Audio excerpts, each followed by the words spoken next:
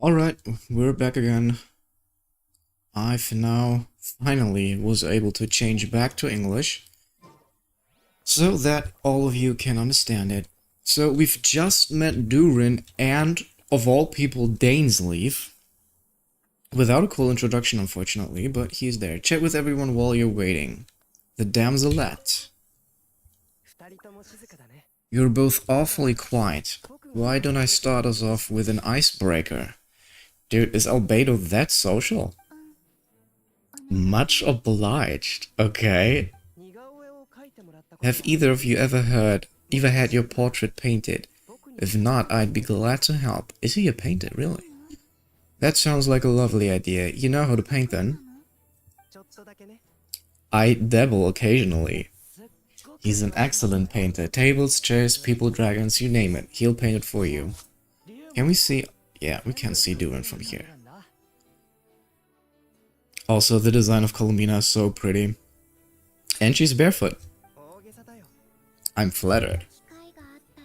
If I ever get the chance, I'd like to give it a try myself. True, she has the cool Kuvenki who also like to draw. I'll bear that in mind. Anyway, how about you, Durin? What sort of portrait would you prefer? I'd be fine with everything. Whatever style feels best to you. Very well. Then I'll play it by ear. You can replicate any style I want. I can try. If you show me a sample, I'll do my best to match it. Thank you. In that case, I'll dig up some reference material for you. Sweet little interaction. Oh my god, Dainsleif, and he's standing alone. No one wants to socialize with the man, with the goat, the legend. Dude, I love his outfit. He kinda has the same cape as Paimon has. Okay. What do you have to say, Dainsleif? Is there something you'd like to say to me? Yeah, for starters, why did you just show up here without even giving us a heads up? True, that's also what I'd like to know. If you think back to our previous interaction, you may recall that it's hardly out of character for me. You do have a point there. Sorted out your accommodation yet? Oh yeah. You'll need to find someone to stay the night too, right? Wanna tag along with us? You'll never know, we might get a group discount. Sure, let's do that. Dude, he's not in a good mood. Paimon will handle it. And in return, we can get Dainsleif to be our very own personal bodyguard. If that's what you had in mind, you should have said so sooner. I'd be happy to help. Oh, okay then. Paimon was only kidding, but good to know. Anyway, since we're all here together, we might as well watch each other's backs. That's just what friends do, right? Indeed. Thank you. Oh, dude, he's in such a bad mood. It's probably because of the whole Reria thing. He probably knows that Reria is on action. That's probably the reason why he's here in the first place. So Flintz and Varka have a chat and you actually can see the height difference between them. Holy hell. And Flintz is pretty tall himself.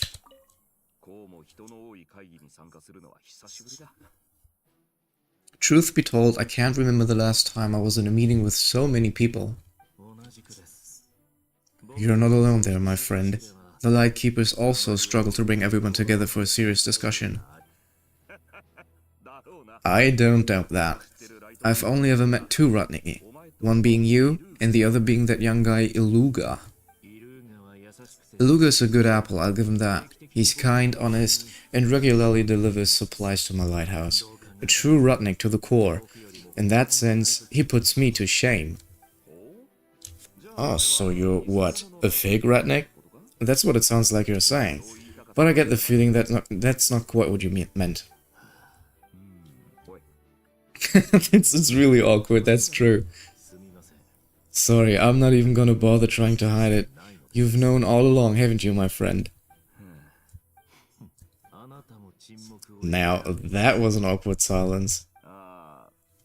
let's just keep this between ourselves. Probably best if Iluga doesn't know, huh? That goes without saying. Gotta be careful what you share with youngsters, after all. Anyone else on the know? Let me guess. Chrysora and Paimon? It's dangerous being too sharp for one's own good, you know? Then in the name of the Animo Archon Barbatos himself, I swear your secret's safe with me. When we went for drinks, you said that you and Barbatos were practically best buds. In the light of that claim, do you really expect me to take your oath seriously? Of course, just as long as you don't go spreading around the fact that I'm close with Barbatos, alright? Ah, fair enough then. Nothing like a bit of mutual leverage to seal the bonds of friendship. Okay, these two are quite weird together. But not as weird as our man, the myth, the legend, the goat, Dainsleif. He's very antisocial. Okay, Nefer is back, hopefully with more information. Oh, Miss Nefer! You made it after all. But what about Jehoda? I'm here to give you an update on how things are going on our end. Once this is over, I'll be heading straight back to continue my work. I left Jehoda back at the curatorium to watch over things while I'm gone. So much for just this once.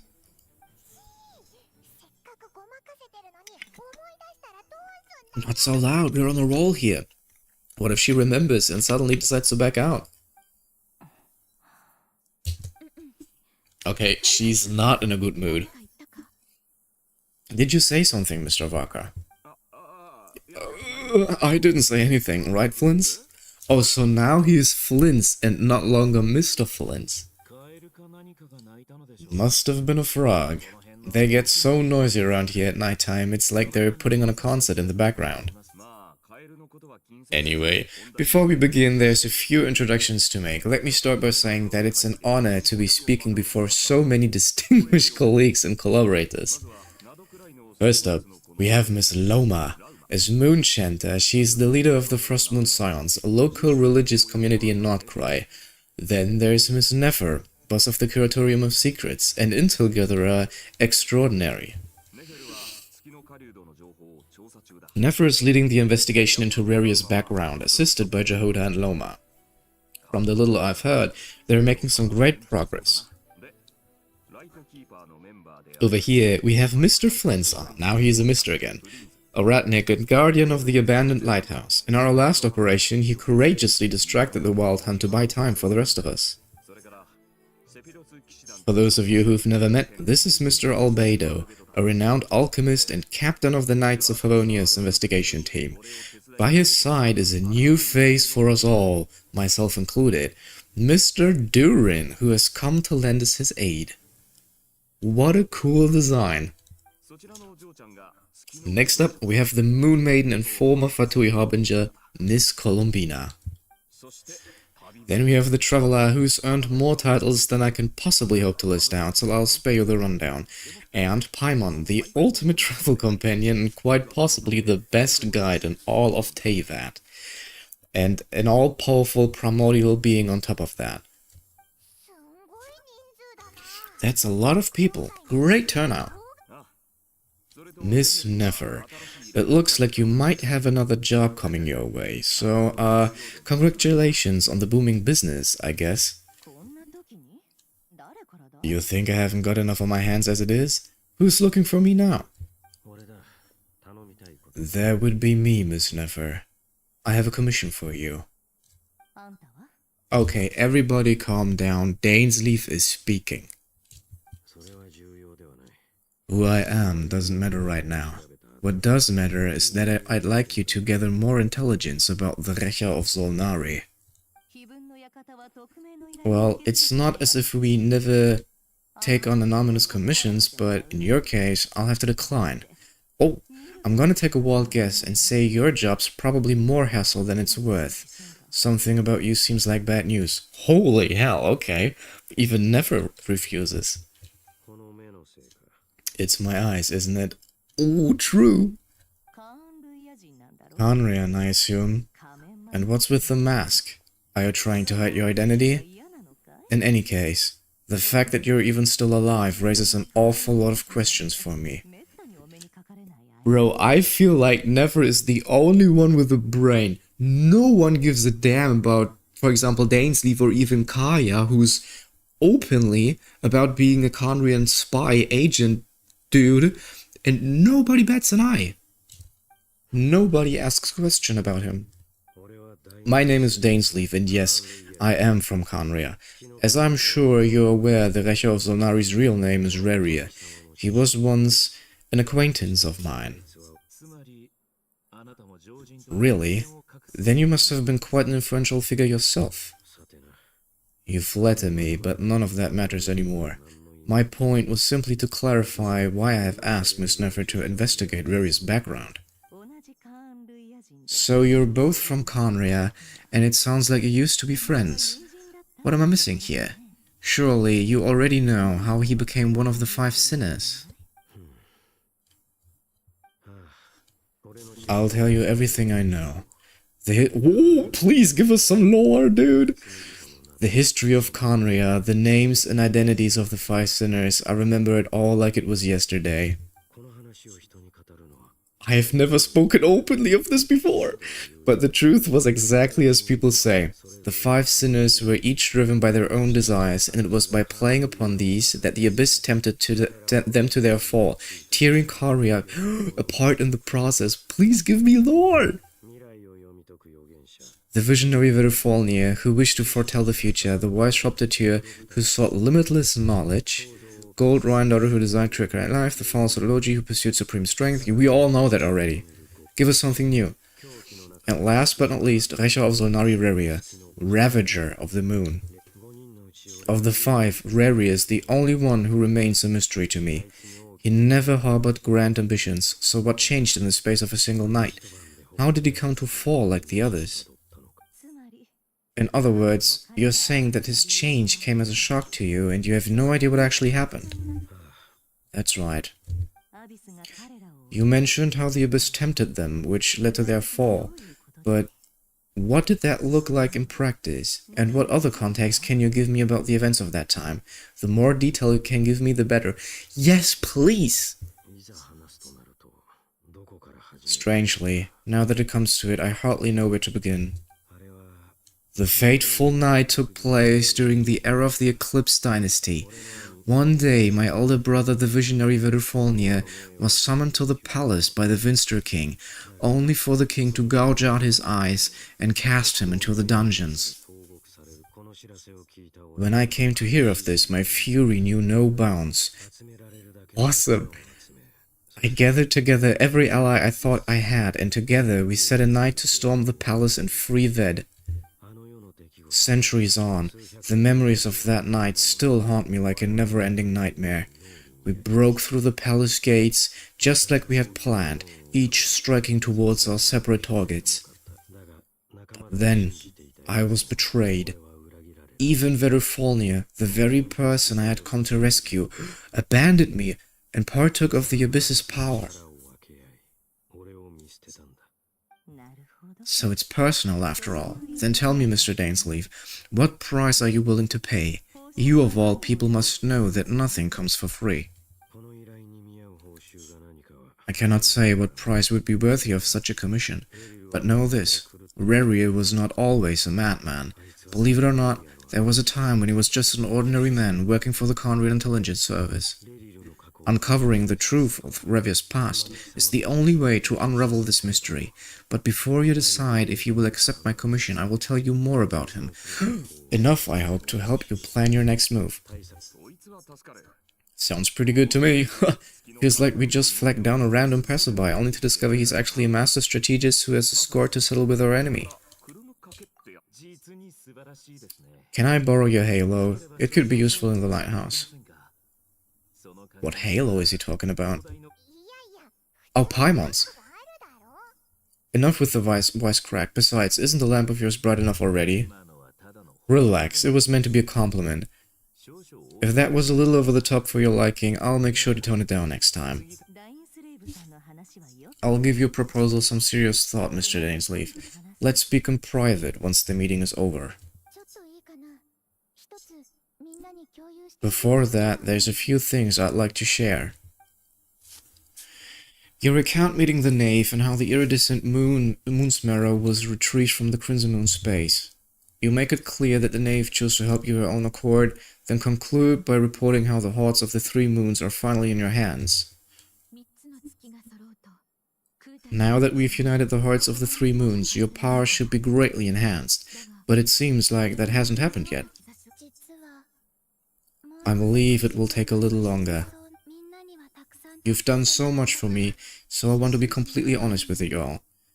Even though I'm doing a lot better now, the truth is my recovery will likely be an ongoing process. From the moment I was born, my power has been slowly ebbing away, and that is because Teyvat has never accepted me. Even with the moons united as one, it seems my rejection cannot be undone. So far, I have yet to find a solution. It may turn out to be a problem that will plague me until the day I finally leave this place behind. Even so, I will do everything in my power to help you drive out the Rächer of Solnari. As Arlecchino put it, this is not about chasing the spoils of victory, it's just a gesture of heartfelt gratitude. She seems a lot more energetic and positive than she did when we first met. Yeah, she definitely is more talkative. Defeating the Rächer of Solnari will be no easy task. While my strength slowly recovers, we'll also need to gather more intel. Naturally, we should take all the help we can get if we hope to defeat him. We've considered several viable plans now, but our choice hinges on the answers to a few key questions. Is it even possible to kill Reria? What experiences shaped the person or monster he became? And what's he really after? Given Albedo's expertise in alchemy, I think we should leave him to try and answer the first of the questions. Okay, what's he going to do? As for the other two, I'm afraid we'll have to count on you again, Miss Nefer. Believe me when I say it's not my wish to burden you, but right now relying on your skills is our only option. So you're placing all your hopes on me, huh? We can't thank you enough for agreeing to help us. Honestly, I can hardly believe how lucky we are. You sure have a talent for changing your tune, Miss Moonchanter. Timid like Jehuda one moment, then flinches in sincere flattery the next. Ladies, please, I must object to your portrayal of me, that's all. Feel free to keep bickering, just pretend I'm not here. I almost don't want to leave this room. I'm curious to see how this plays out. I have faith in you, Miss Nefer. Something tells me you'll stand by us until the very end. Oh? And what makes you so sure of that? What if I suddenly decide that my compensation is insufficient? This isn't about the money. I can sense that you've got a deep-seated distaste for Reria, and knowing you, that alone is motive enough. Look at them getting along so well, like 2 peas in a pod. And I'm the one they accuse of insincere flattery. There's no justice. Great dialogue here. Miss Loma, you have to understand something. Unlike you, I don't actually enjoy having everyone's hopes on my shoulders. Is that right? Well, maybe the fact that I'm willing to put my hopes on other people say more about me than you. But the fact is, I also trust you, and that's because I know that you're someone we can count on. Anyway, we've got our plan, so let's get moving. Mr. Dainsleif, let's talk. And, Traveler, once we're finished, if you've nothing else planned, I'd like you to come with me. This whole experience is teaching me a lot. For instance, I now know that when other issues come up in the future, I'll have far more luck getting Loma to convince Miss Nether than trying to do it myself. Hate to say it, friend, but that's one of the funniest things I've heard in a while. Is that the first time Flint's is smiling? Why, you think I've got it wrong? Quite the opposite. But what makes it so hilarious is how long it's taking you to realize. Nefer and Dainsleif converse intently for quite some time. From the gravity of their expressions, you can tell how heavily the next stage of the plan weighs upon them both. After a short chat, Albedo and Durin head off with Varka on what they describe as a sample-finding mission. Okay, so they're trying to gather alchemy ingredients for some ritual, I guess. Lauma steps out for a while, then comes back loaded up with emergency medicine. She tells you that while people rarely expect to get hurt, it's her duty to be ready when they do. Isn't that quite ironic, because she's not even a healer, because you need her C1 to do that? You and Paimon wait patiently for Nefer, content to see how well everyone is working together. Once Nefer is finished, you follow her and Lauma back to the curatorium. Okay.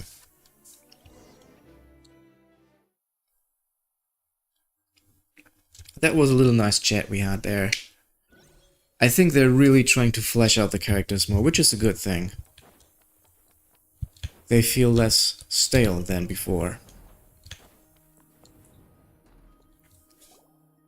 And I also gotta say, the OST of the curatorium always is on point. I love it. Thank you for waiting. We actually used the time to help Dainsleif get a room at the hotel. Oh, really? That's very considerate of you. Now, I trust you share my curiosity about Raria's past, and you seem fairly familiar with Mr. Dainsleif already. We spoke at some length after the meeting. He was the one who suggested I should invite you to join this operation. He feels confident that these secrets will be safe with you. Dane has a lot of faith in us, that's for sure. Likewise, I appreciate that you got right on board without interrogating me about why I invited you. It shows that you trust me to explain everything in due course. That's cause we know what you're capable of. We appreciate you too, Nefer. You might have been forced to help in the beginning, but this time it was your choice. That's one way to put it. Another is this, that once a decision's been made, it's set in stone. After that, my only goal is to see it through. Alright, so here's how it is. I'm going to access Reviot's thoughts again using my confidential method. Now, I'm sure you've seen things like this before on your travels, so you're surely well aware of how dangerous it can be. The reason I've gathered you all here is to ensure my safety during the proceedings. I plan for us to enter the fragment of his consciousness together, and once inside, I will focus on searching for information. Think of this as a diving expedition into someone's brain. If I'm the diver, you are my safety equipment tasked with keeping me alive while I'm under the surface. Once the ceremony begins, we will all be spying on privileged information, but in the interests of safety, you must remain absolutely silent at all times. We will discuss our observations after the ceremony has concluded. Lastly, any individuals of a weaker constitution... Oh, they're pushing out Paimon again. Any individuals of a weaker constitution are advised not to partake in the ceremony. In any case, Paimon has her own job to do, which requires staying in the room, but not joining the ceremony. Nefer conspicuously left out the details of her confidential method. I guess her brain diving techniques are a trade secret. Well, good luck everyone.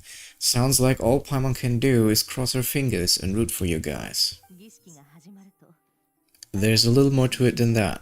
I was being serious when I said you have a job to do. While the rest of us are inside Raria's mind, it's imperative that we have a team member on the outside. In the event that something goes wrong, you will be our first responder. I don't anticipate any issues, but the extra level of safety will be greatly appreciated. I second that. This is a dangerous operation here, and you're our whole rescue team. That's pretty much the most important job in the crew. Paimon's like, the lifeguard? Yeah, that makes sense. Alright, got it. Please take a seat. We'll get started momentarily. Okay, that sounds interesting. So, does she imply that we enter his active current mind and not memories like we did before? So, did Mr. Dainsleif tell you anything else? He told me, "Aw, dude, Nefer looks really pretty in this shot. The lighting is great." He told me that he believes Reria kept some big secrets in his life. He's not sure that they were the cause of his eventual downfall, but he's asked me to uncover what those secrets were all the same. But surely you're not planning to go through with this no matter the cost. If you think that, you'd be overestimating me. I'm a businesswoman, not a mercenary. But I do have my own professional reasons for taking this job.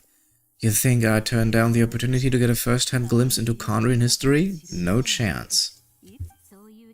Well, as long as you don't let morbid curiosity get in the way of safety concerns, we're good. We'll do whatever we can to help you. You're such a killjoy. She's got incense, candles, almost feels like a summoning ritual. Seems like Nefer still has no intention of sharing her trade secrets, but now's not exactly the moment to pry. I see, there is a chess set on the table. Could that have something to do with her intel-gathering methods? I'm good to go. All set over here too. I'm ready as well. Pinky promise. Let your whole body relax, we're about to begin. Close your eyes. That's kinda cool.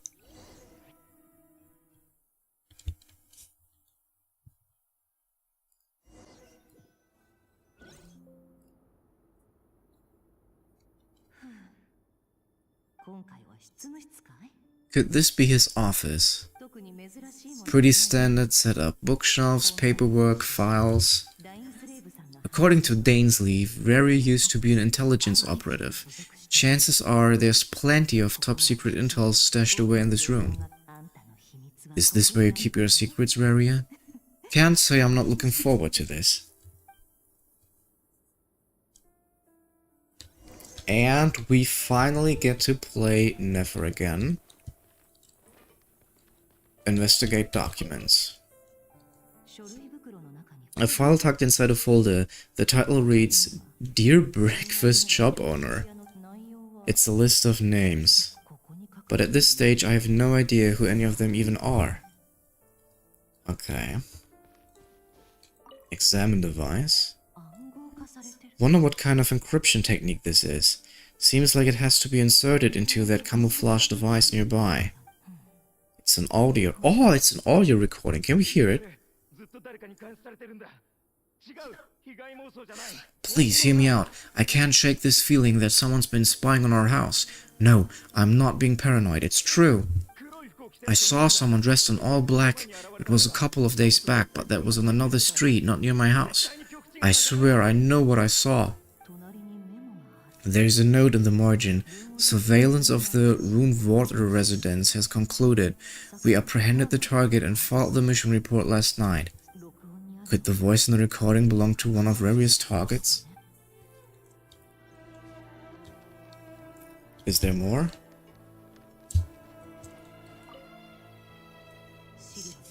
Bookshelves full of documents. Looks like these are all files packed with the personal details of individual Conrians. The Crimson Moon Dynasty preceded the eclipse. Since Raria worked as a secret agent during the latter, it stands to reason that he was tasked with purging remnants of the old dynasty. Lines up exactly with what Dainsleif told me. Yeah, but we knew that already. Okay. Examine the mirror. He looks even gloomier than last time. I wonder what's changed.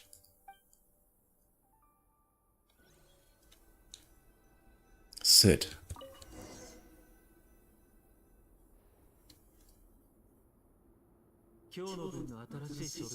Today's files are in. Time to wait through them just like usual.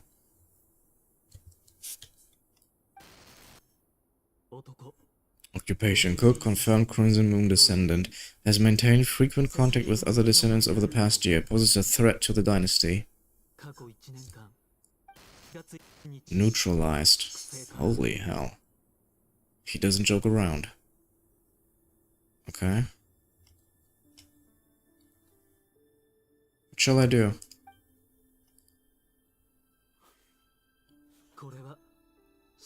This one should be archived under purged targets. Okay. Next one? Ah, I see. Female 23, occupation office clerk, confirmed Crimson Moon descendant, has maintained frequent contact with other descendants over the past year, poses a threat. Neutralized. Dude, he killed them all. Sounds like she was that other man's daughter. Oh, good lord. Never mind. What's it got to do with me? Cold-hearted.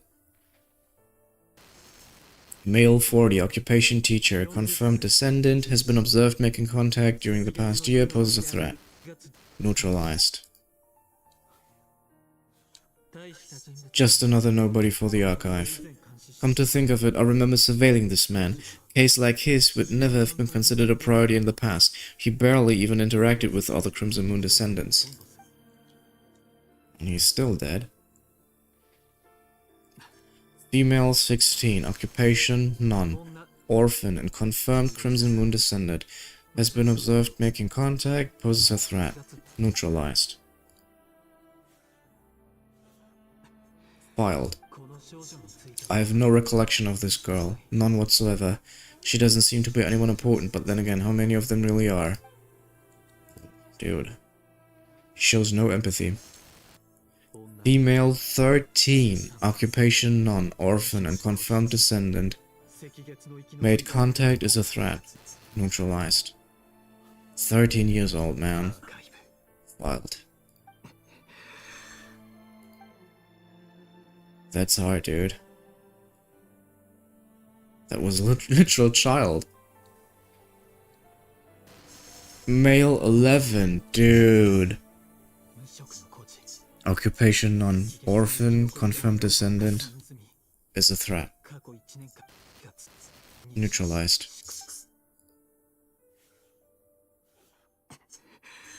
Dude, even more? Come on, don't make them younger. Dude.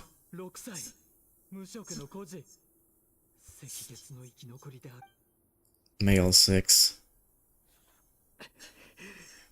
Neutralized. It's funny, isn't it? Your job is becoming both harder and easier at the same time, depending on how you look at it.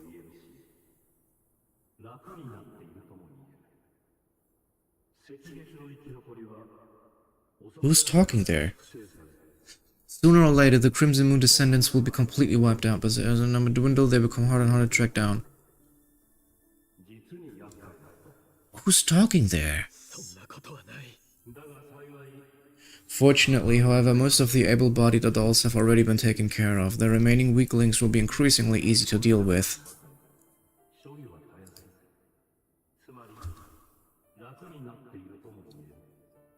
That's not how it is.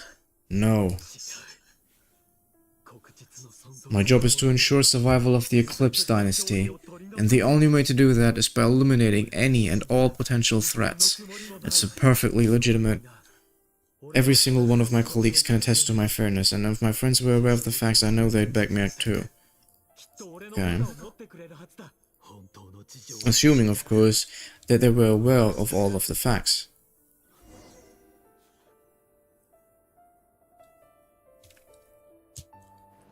Okay. Look for Verfolnir. Where? Examine box. Here's even more to find. A box containing a ring. Is that the fucking ring that he gave Dainsleif? Oh no, yeah, we're in the house of Raria. It's not Verfolnir's house.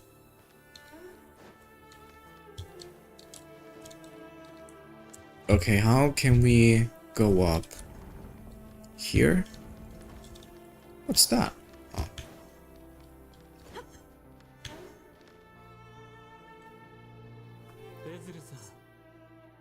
Okay, they won't show us Verfolnir. I should have known. It's been quite some time since we last met. I trust you're here because you have something important to discuss. Forgive me, I wasn't tuning out, it's just... I noticed you didn't even phrase that as a question, as if you knew I was coming. Tell me, does someone in your position ever feel the need to ask questions at all? It is indeed within my power to foresee certain things. Things like your arrival. I was just thinking, it won't be long before I'll be inviting both you and Dane to my wedding. That is no lie, but nor it is a fact as such. It's a wish, isn't it? There, he already knows they won't marry. No fooling a prophet, is there? Ever since that day we met for drinks, I knew it was only a matter of time before you came looking for me. Does it feel good knowing how the future will unfold? I'm afraid the notions of good and bad fail to capture the complexity of what such a power entails. Once you've seen what will come to pass, it can be all too easy to succumb to fear and melancholy, unless, of course, you learn to abandon these feelings. You fear my silence, and long to hear the words I left unspoken that day. That's right. You must have noticed my reluctance to broach this subject, and the reason is simple, because the truth could never have lived up to your hopes. For both our sakes, such words are better left unsaid. The burden of prophecy was never meant for your shoulders. So, who exactly do you deem worthy to hear your prophecies? None but our exalted king? Or rather, our king as he once was. You're closer to his majesty than I am. You must know better than anyone how much he's changed. You say that as though it is to my benefit, yet precisely because of that I dare not speak rashly. A king can turn out to be the most virtuous of rulers, or a tyrant more terrible than the most vicious of dragons. You are so wise and far-sighted, yet still you would have me live in fear of the unknown. You make a fair point, especially given my silence alone was all it took to send you spiraling downwards. Very well then. Let me offer you some advice, and I say this not as a prophet or a visionary, but simply as the brother of your friend.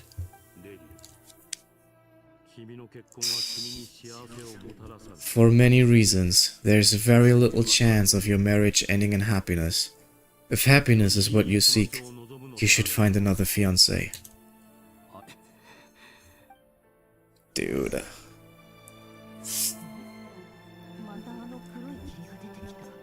Okay, we got another memory of Tholindis.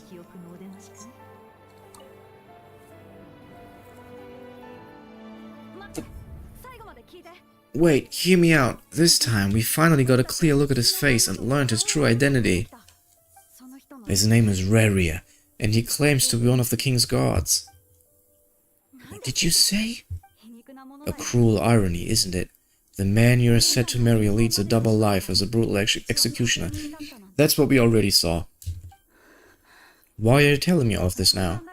Simple, it's because I want you to kill him. You are the only person he would never suspect. Absolutely not. I would never dream of doing such a despicable thing. So you'll just stand by and watch him slaughter us to the last. Do not forget that the blood of the Crimson Moon flows in your veins too. No way, she has the Crimson Moon blood. Oh, dude. What does that matter now? The dynasty has been long been dead and gone. You think that alone is reason enough for me to throw away everything I have? Why wouldn't it be? You too were once a child of the Crimson Moon, just like me. Don't tell me you've never felt so much as a flicker of fury for the way we were trampled into the dust.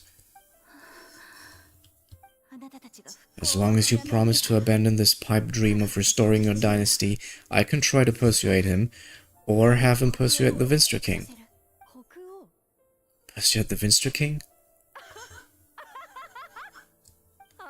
Do you even know why he's so obsessed with hunting us down? Why he keeps trying to force us to hand over our secrets over and over again? Or why we refuse to give up on restoring the dynasty? The Vinster King. A blind fool, his eyes clouded by powers from beyond this world. A petty little man with a miser's heart. And he dares to sit upon the throne. Mark my words. Sooner or later, Khaenri'ah will fall, and it will be his doing. If you can't bring yourself to do it, so be it. Just you watch. It won't be long before calamity descends upon us all. The Echo of Solnari. That really is quite a secret you've been keeping from me, Reria. But who am I to talk? Am I really any better? I've kept my own past a secret this whole time too. Love should be built on honesty, but ours was born from lies. And yet, is it really so wrong to hide things that would only make life harder? If we don't cover up the parts that no one else should see, how can we go on pretending to be normal? Verufalni must have known all this, and that's why he's made his prophecy. In the end, nothing stays hidden forever. But I won't just sit by and watch this disaster unfold. I'll do everything in my power to protect what I cannot afford to lose. No matter who I have to face. Whew, okay. Crazy revelation here. What?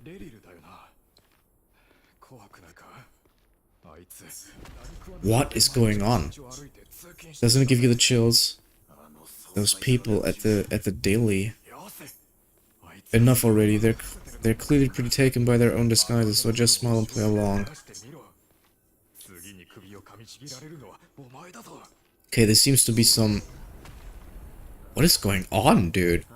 Some unrelated people.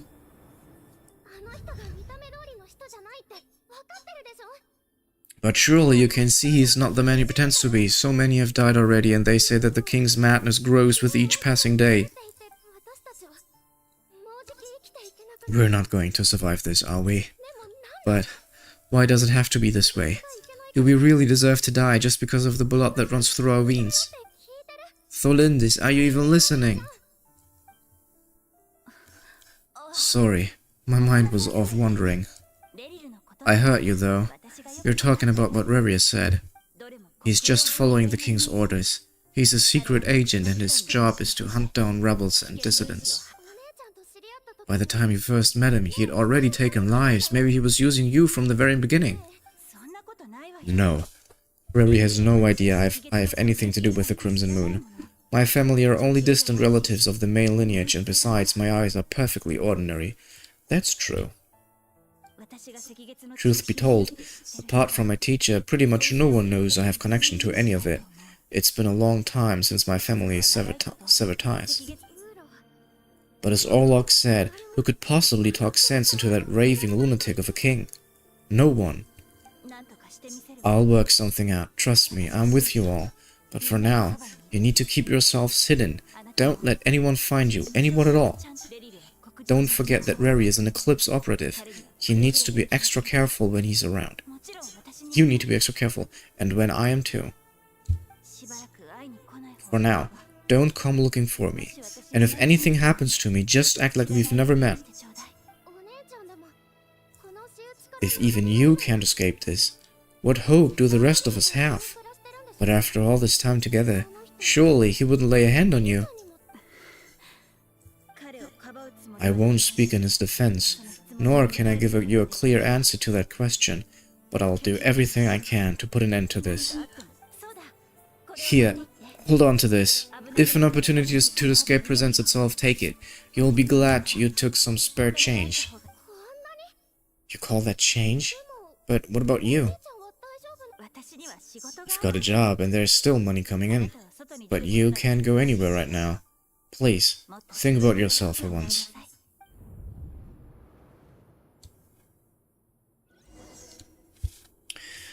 Okay, Tholindis actually seemed to be a nice person. And I don't think that Reria would hurt her.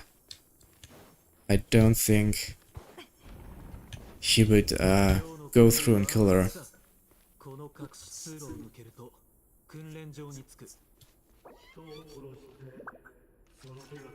When you kill a person, doesn't it bother you when you end up covered in their blood? Who's talking to him? But not everyone is accustomed to hunting down others like prey. You've been a hunter for so long now, you seem to have forgotten that most people don't just go around killing one another.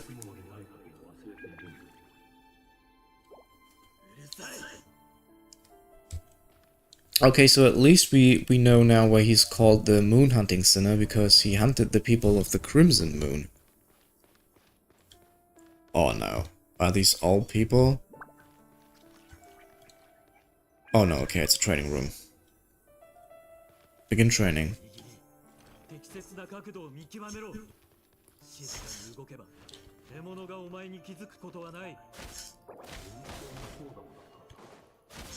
I'll bet no one's ever died a quiet death at your hands.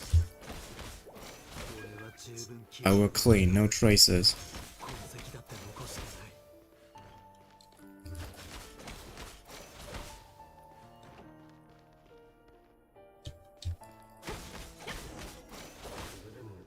That doesn't make it open and above board though. The king just happens to need you right now. What if someday he doesn't?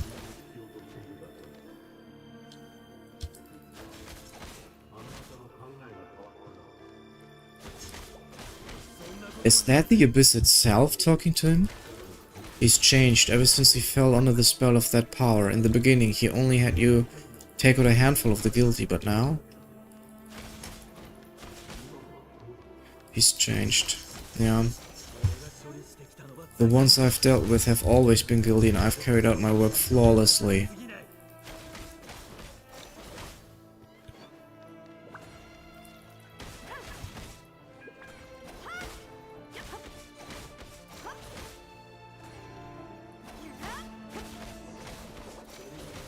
You know why Tholindis didn't accept your proposal, don't you? Was it because she didn't trust you, or something else? Oh, do we have to defeat them all? I knew it was real people! Dude! And it's all children! Holy hell! This is basically Anakin in episode 3 when he killed the younglings. Good lord, dude. Rary, what are you doing? Actually, this I thought about that in the first part already. Rary really reminds me of Anakin. Just from his hairstyle alone.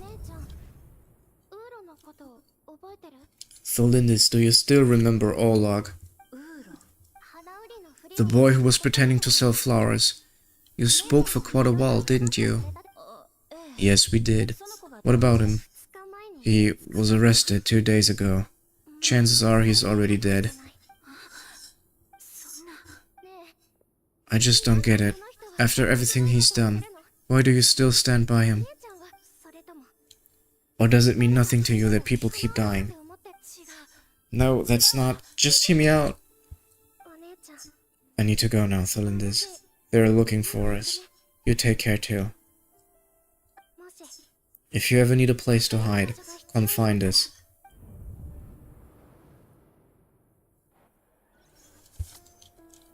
Hardcore.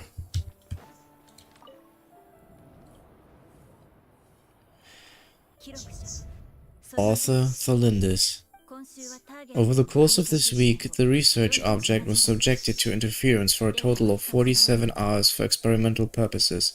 The results are as follows. All subjects of observation that were sent inside have now something. The situation within is proving more problematic than anticipated. No progress whatsoever. What now? Won't you give me even a glimmer of hope? Things are getting worse by the day. I have to find a way or we'll all be in danger. But if all this research comes to nothing, what then? Sooner or later, it'll be my neck on the line. Could he really bring himself to kill me? No, Surely he wouldn't have the heart.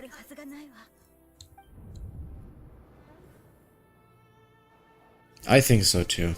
I don't think he would do it. If he really is indeed the Genshin version of Anakin, then holy hell.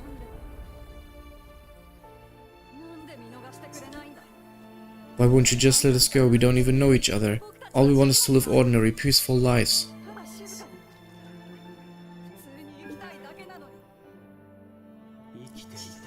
You want to live? Bro, the music gives me chills. Oh my goodness.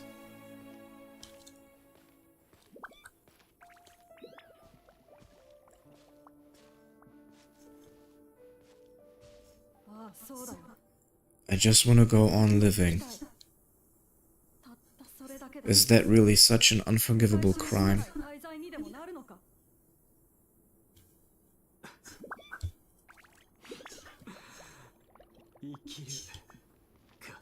He sounds kinda crazy. I want to keep living too. To keep living forever. That's why I have no choice but to continue on the path I'm on. Ruthless. If only some savior would suddenly swoop down and change the way the world is. Too bad that's not going to happen. Well, the twin was the savior.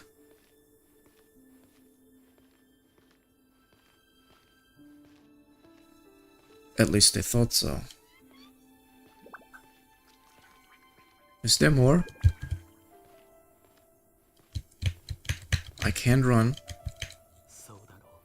Imagine that. If there really were such a person, you and I wouldn't be standing here like this, would we? Dude, this area is really weird. He has a weird moral compass. Today's files are in. Time to wade through them just like usual. Bro, he looks like Anakin, let's be honest. No, I don't get tired of it. It's my job. And not only am I lucky to have it, I'm good at it too.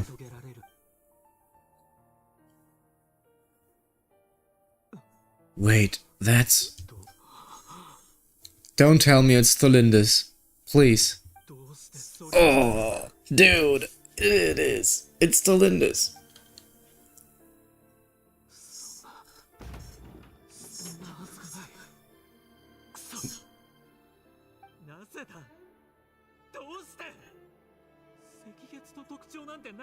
You bear no mark of the Crimson Moon.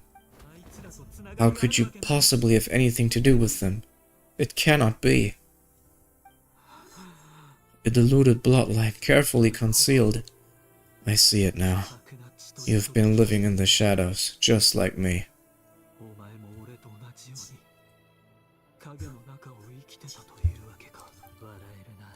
What a fool I've been. Numbing myself with talk of justice, even imagining my friends would back me up. But in the end,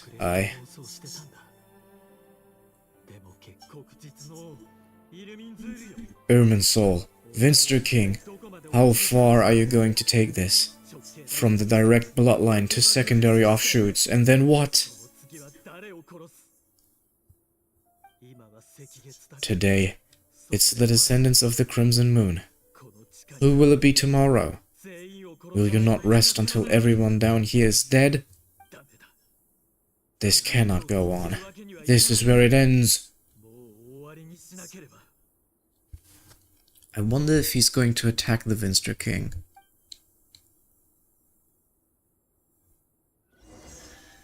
He'll definitely rebel in some way or form.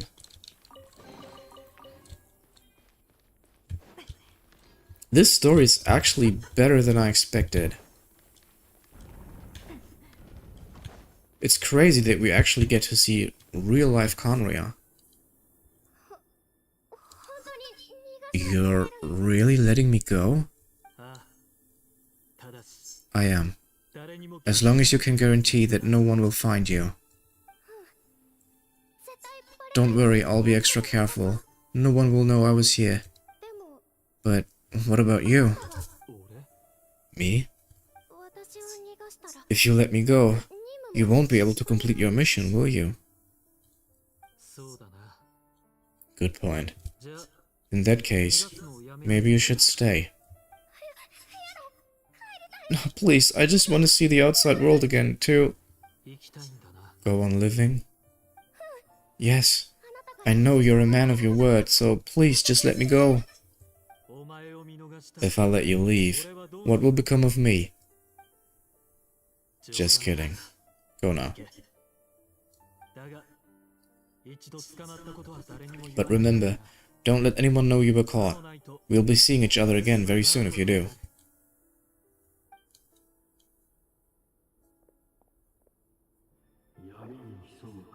Even shadows in the darkness live by a code, but you can't save everyone.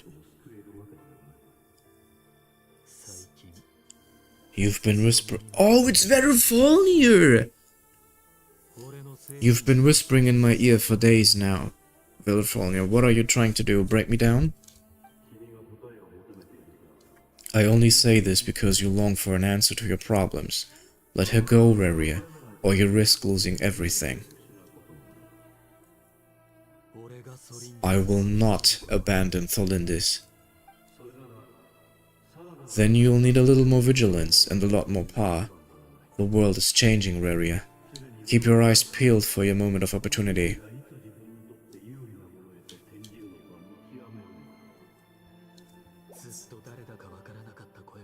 That voice used to be so unclear, but now I know exactly whose it is. It's Verifolnir. He won't tell me how to actually resolve any of this, but he keeps trying to manipulate me like a puppet. What's his game here? Tell me then, what will this moment of opportunity look like? No answer. He's like a ghost, always disturbing me when I'm on edge, but never answering when I need him most. So the Eclipse Dynasty was purging, well, massacring the descendants of the Crimson Moon, and it seems like it was all connected to the Winster King's research. The King's obsession with abyssal power left the future of Khaenri'ah hanging in the balance. No wonder every aspect of Revri's life was so unstable.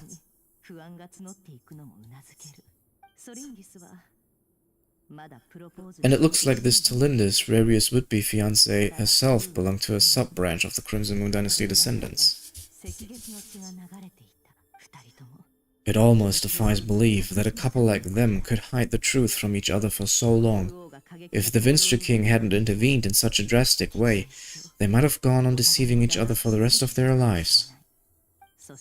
And why does Verifolnir, Dainsleif's older brother, keep talking in Revri's head? This guy kept more secrets than I ever imagined.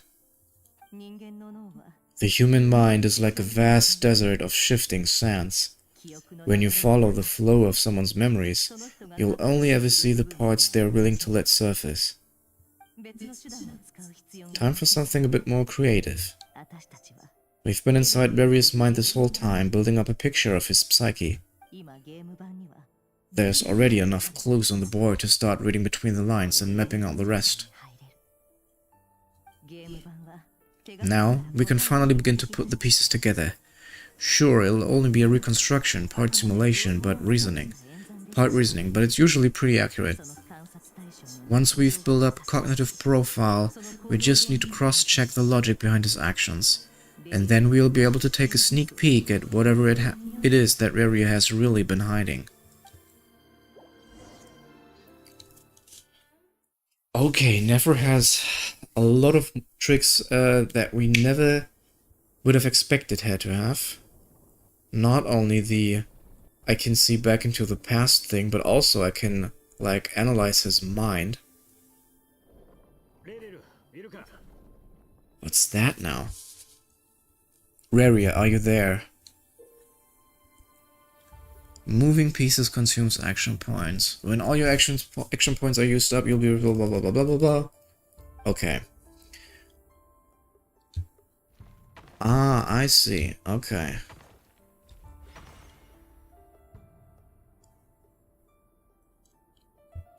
Eins, uno, dos, tres. No, that was... Damn! Gotta go back. Right, down, and right. That's it. Raria, come out, it's urgent.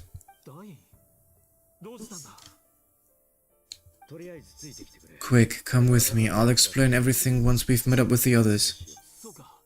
Okay, I'll come, but Tholinis is still over at the universitas. I'll need to leave her a note. Alright then, but make it quick.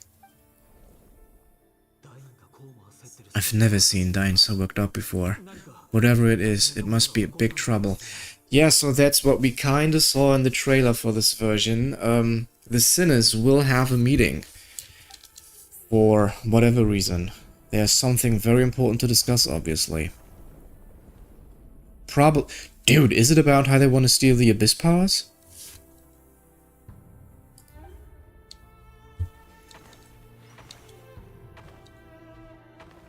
Okay.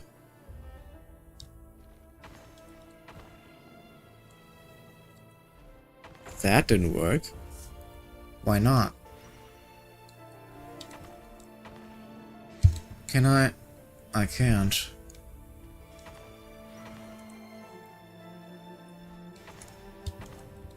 Yeah, this should work. Okay, big brain.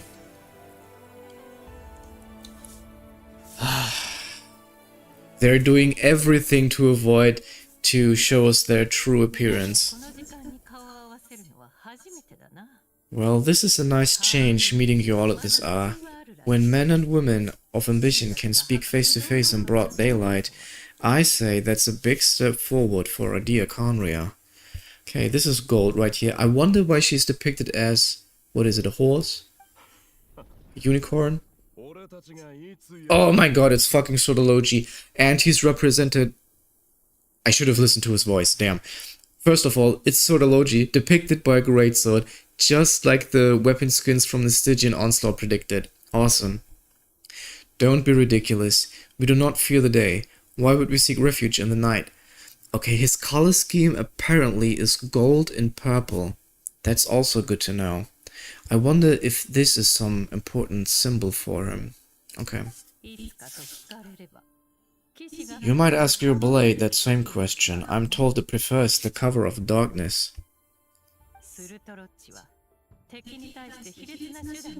The word on the street is that Sotologi only strikes when he has an unfair advantage, but that is patently false. I see you're missing an arm and a leg. Surely only a fair fight could explain that.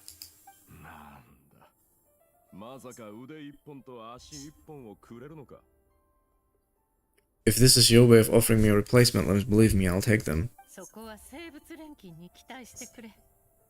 We can certainly discuss that. With bioalchemy, anything is possible, assuming I have your full support in my research. Lunatic.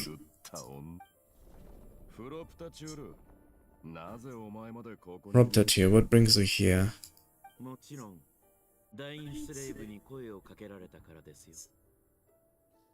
Okay, Proptatir sounds completely different than what I expected. It's some sort of grotesque mask, I would say. Yeah, but he has a crown. He has a crown.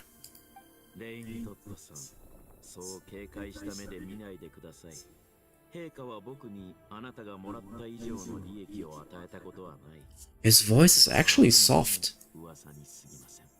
Please, cast aside your apprehensions, Mrs. Rhindaughter. Whatever the rumors may say, I'm but a humble servant of the king, and I can assure you he affords me no greater convenience than he does you.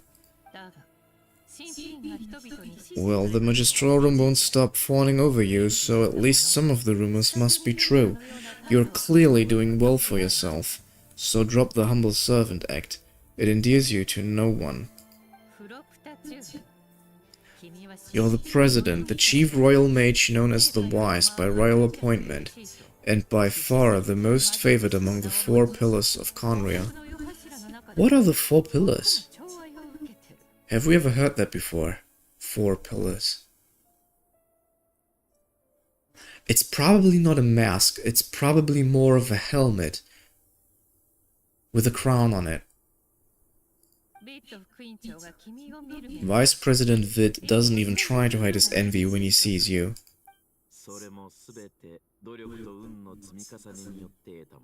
My success is a product of hard work and good luck. It's as simple as that. Were the king not such an extremist, I hardly think I would have received a senior post at my age. Of course, no job is without its gripes. Serving a king like ours can be a challenging task, as I'm sure you can imagine.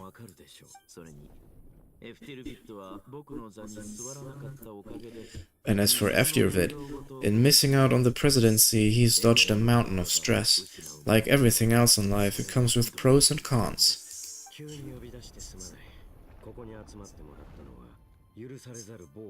You're all here. I apologize for the short notice, but it was an emergency.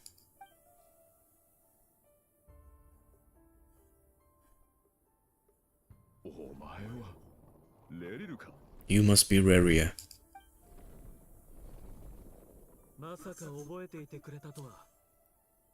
So they haven't met thus far.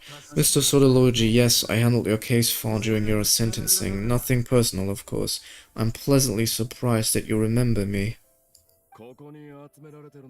You're clearly a person of substance if you've been invited here. But Dainsley, you've better have a very good reason for convening this little gathering.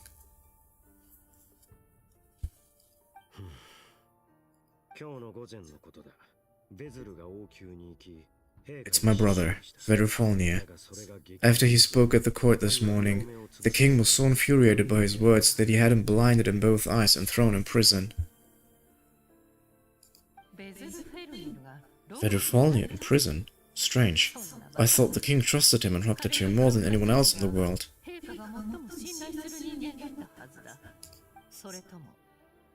Does this mean the king's circle of trust just got even smaller? It has nothing to do with trust. It's about what the king wants, which is as clear as day to anyone paying attention. I simply appease him, because it's in the best interest of the Universitas Magistrorum.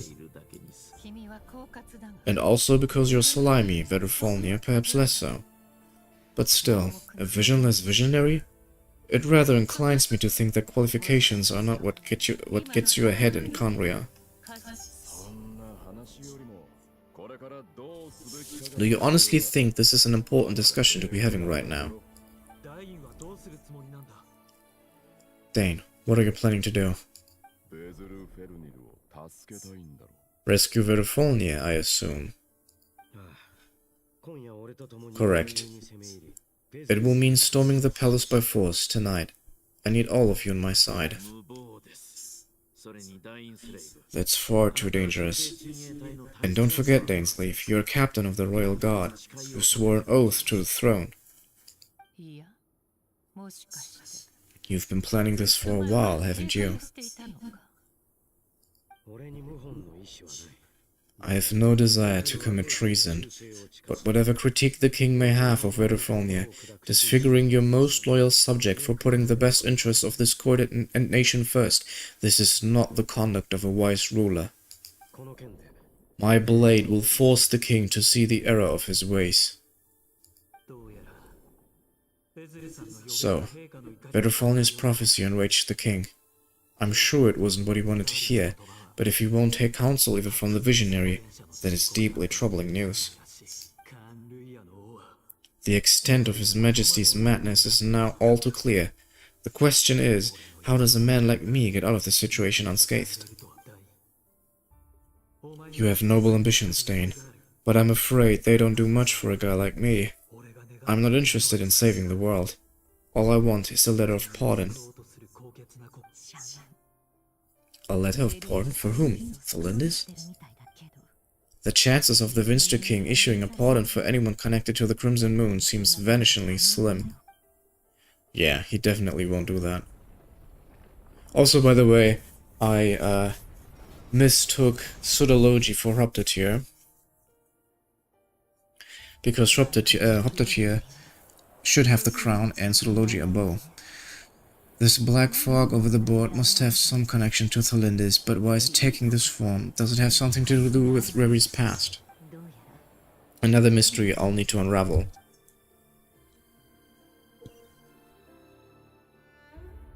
Yeah, learning by doing. What? Oh, so I probably have to fight it, do I? It brings me down to 2 points, apparently. Okay.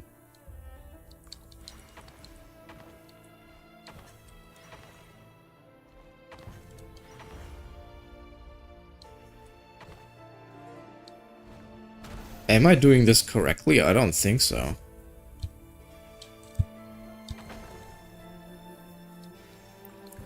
Okay, time for brain time.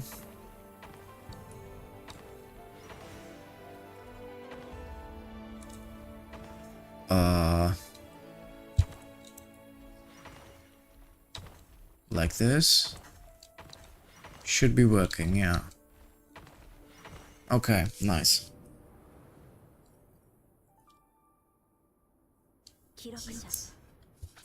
Author Tholindis. Over the course of this week, the research object was subjected to interference for a total of 60 hours for experimental purposes. The results are as follows. Research dating back to the Crimson Moon Dynasty has established 2 points regarding Moon Marrow. Firstly, its origins have something to do with the God's power. Secondly, it serves as a portal to an as-yet indeterminate location. Moon Marrow can thus be defined as a spatial gateway. However, there are a number of hurdles to overcome before we can answer the question of where it leads to. To start with, opening the gateway requires a specific power source, which the relevant literature indicates. An enormous amount of power is then required to keep the gate open. Currently, the total power output of our instruments remain in the single digits. To make matters worse, I am now the only staff member remaining in the Moon Marrow lab. The university has recently decided to move most of its personnel into abyssal energy research, which has stymied all Crimson Moon-related projects. This is not a wise move. I have always maintained that placing all our hopes in a single source of power is risky, especially one as poorly understood as this. As well as making ourselves overly reliant on a single resource, we are neglecting our promising technologies. I apologize if this comes across as disrespectful, but as a Moon Marrow researcher, I desperately want to see the world beyond the gateway. If we really made it there one day, what would we find? And how would we go about taming the unknown? My imagination is endlessly fueled by questions such as these.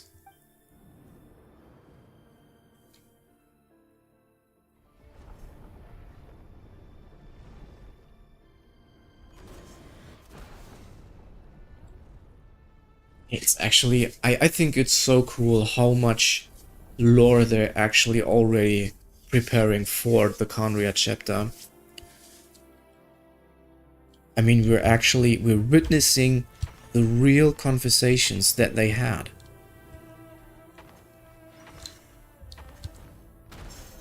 Oh, dude, I'm dead again. Oh no, it's enough. Now I'm dead. Nice. But this way should be good.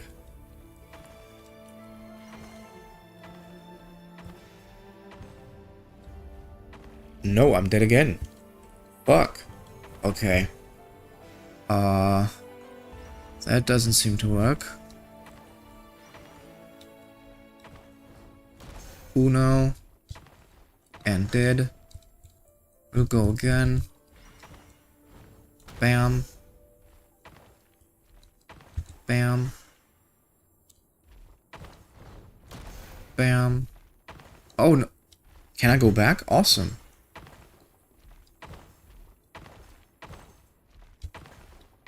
This should be it. Yeah.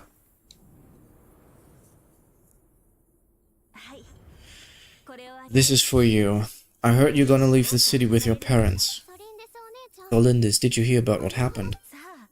I've heard nothing. Rory got back very late last Friday, and he was acting a little unusual, but he slept pretty well, so I'm guessing whatever he did was a good deed. You never saw him, and I don't know what he did. And this conversation never happened, you understand? What if he finds out that you pried into his secrets? Don't be silly. I don't know what secrets he does or doesn't have. All I know is he is just a normal guy who happens to run some errands for the king. Are you scared of him? I don't know. The Reria I know doesn't match the person you all describe. Logically, I should be scared of him, and yet, I don't want to lose him. But enough about that. You should get going, and be careful with the package I gave you. Keep it secret. Keep it safe. What's in it? A piece of the moon. All you need to know is that as long as you keep it safe, then in the future, everyone will be able to see a red moon. A red moon? You mean our moon? Okay, this is directly linked to the fucking cataclysm, because we saw in the one of the trailers when Lumine was running through Conria during the cataclysm that the red moon was in the sky. That's right, our moon. Promise me you'll look after it. I promise. The Crimson Moon bloodline will never die out. Its light, the color of blood, will become like a fire that flows in our veins. No matter how long it takes.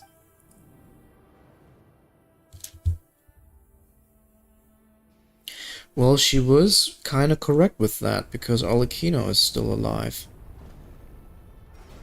So if Arlecchino decides to get children, she would keep the bloodline alive.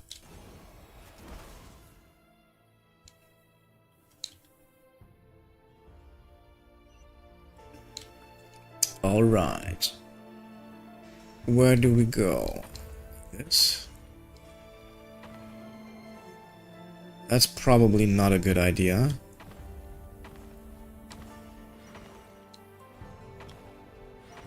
Okay, we can only go to 3 from this point. Damn! Okay, I made a mistake. I have to go somewhere else. Let's take this route here.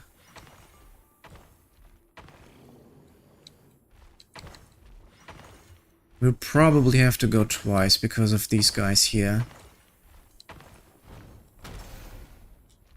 Oh no, that's not what I wanted. And what? Insufficient action points, why?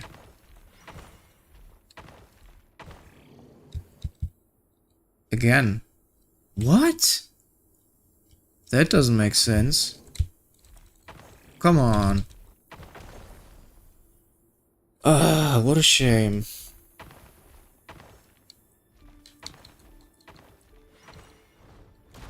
Kaboom.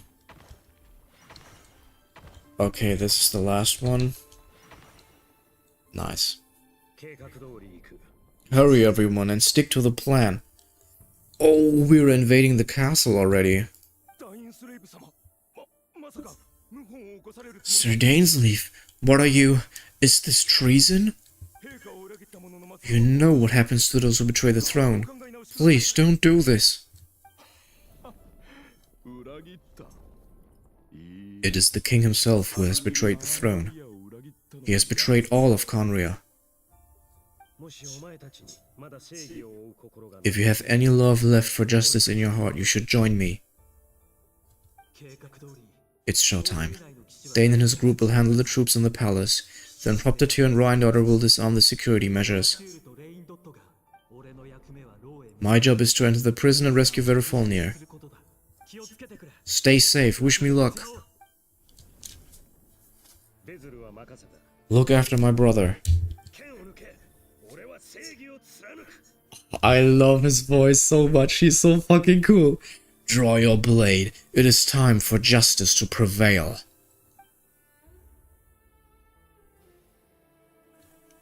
It's so crazy to think that he fought alongside Sodology. Damn. I hope we'll get it animated. We'll have to get a cinematic for that. And also, I would have never believed that Dainsleif is actually the one that leads the treason. He always seemed pretty loyal to me. In which direction do we have to go?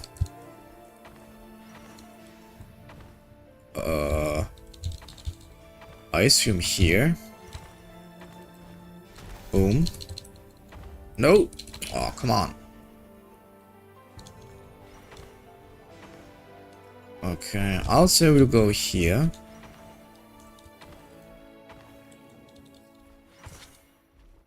Head to the prison. Okay, he has 4, so we don't have enough. No! Okay, I'll go with this one here with 6. Bam. Going back. Alright, this is still not enough. Fuck. Let's go back to 6. Okay. Now that works. Left or right? Alright.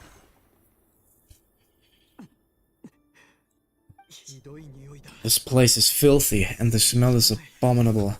Clearly, the king doesn't allow his prisoners a single shred of dignity. This is dire. Found you. Hello, Mr. Verifolnia. Ah, it's you. The thing is, Verifolnia can't see the future, so he should have been able to foretell that the king would take his eyes. So he knew what he was doing. Surprised? No, wait. I guess surprise isn't an emotion that prophets feel very often. I certainly felt some surprise in the moment when I was blinded. Surprise at the king's sheer ignorance. Okay, so he didn't see it. Surprise at just how unfairly this world responds to words of earnest remonstration. I'm curious, what did you prophesize this time? It wasn't a prophecy, it was a word of warning. Someone had to say it. Okay, Verifolnia is predicted as Snake. That's interesting. That's the constellation from Dainsleaf. The World Eater Snake, which stands for eternal rebirth, because the snake is eating up itself. The king has forsaken all reason in pursuit of his obsessions. I simply told him that if he continues on this path, Conria will surely fall. But he didn't listen. Worse still, he stabbed you in both eyes and locked you away. Dane asked for my help. The court is in complete chaos now, but I'm sure you predicted that. Everything is transpiring... Oh wow, so he did see it coming. Everything is transpiring as I foresaw, yet I am powerless to change it. Fate is an immutable force. I can but lament as the inevitable unfolds. I do wonder whether giving a man the power to see the future does nothing more for him than slowly crush his spirit. Forgive my curtness, Verifolnia, but the king did not suddenly turn on you today. His suspicions have been brewing for a long time. You can't have wisdom beyond the reach of your fellow men without attracting his fear and suspicion. There are things the king does not want to see, so he doesn't want you having visions of them either. He blinded you because he thought this would make the visions stop. He wasn't entirely wrong. I did indeed lose my power to see the future. Right up until... Until what? Just now, I believe I saw something new. Well, tonight could go a lot of different ways. 5 of us banded together to storm the palace. Also, we could rescue you. This will go down as the most tumultuous day in Conran history. I sense hatred in you, but also hope. A desperate hope that with the tyrant opposed, that will be the end of the story.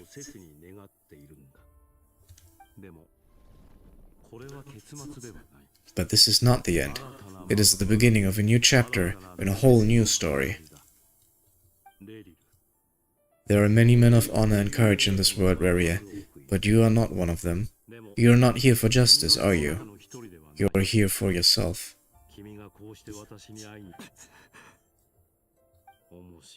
Is that a dagger? No! Don't tell me Reria plans to kill Verufalnia for the king. No! No! Is that a dagger? Interesting. Why not the polearm? It was always your weapon of choice.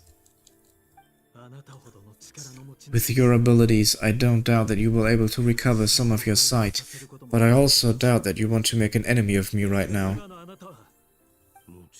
Of course not. We're on the same side, aren't we? We could be, but I need you to be honest with me, Verufalnia.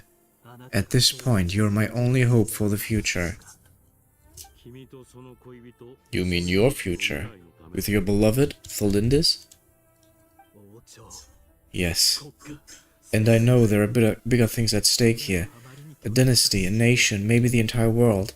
But forgive me, I care first and foremost about myself.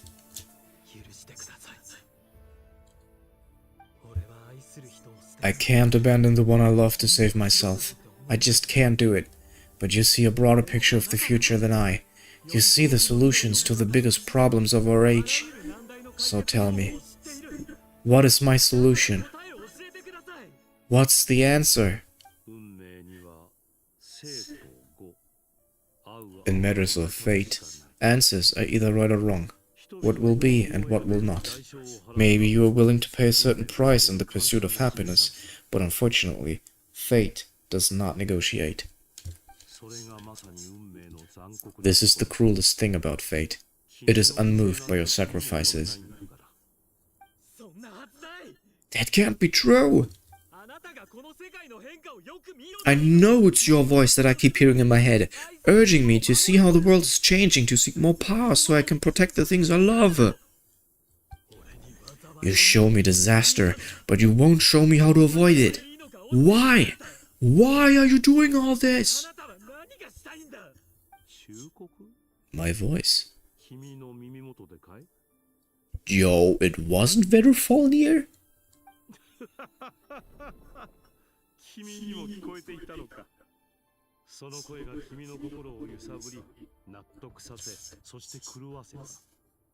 Bro, it's the fucking abyss!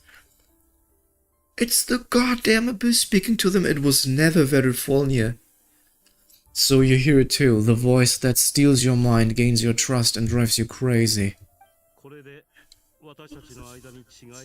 It turns out that we're not so different, you and I.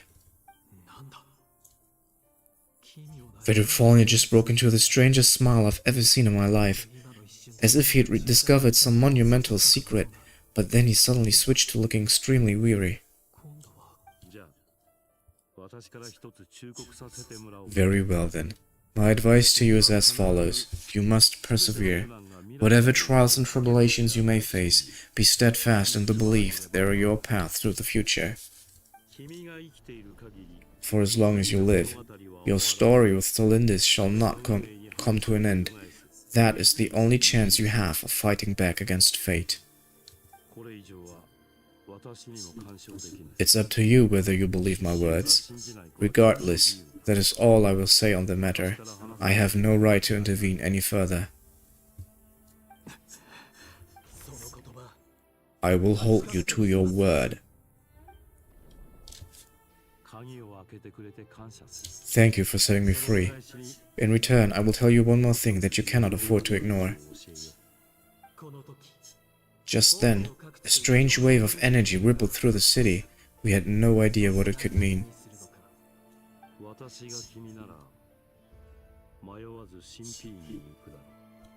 If I were you, I would head to the Universitas Magistrorum.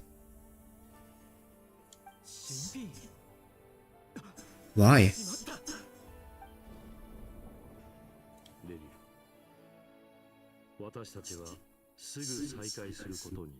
I'm sure we'll be seeing each other again very soon, Reria.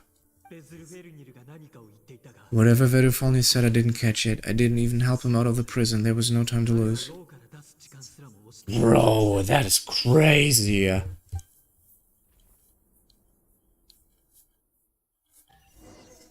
I never expected we'd get so much Sinner lore. Holy hell. It would have been cool if they would have revealed their designs, especially Vetterfalnir, but... well... oh my good fucking lord, the cataclysm is starting! Crazy! This is the goddamn cataclysm! No way! The Universitas, that reminds me of a rumor I once heard. Allegedly, the king installed secret mechanisms in the palace and around the city. No one knows where they are or what kind of power they hold. But if they were ever gonna activate, it would probably be on a night like tonight.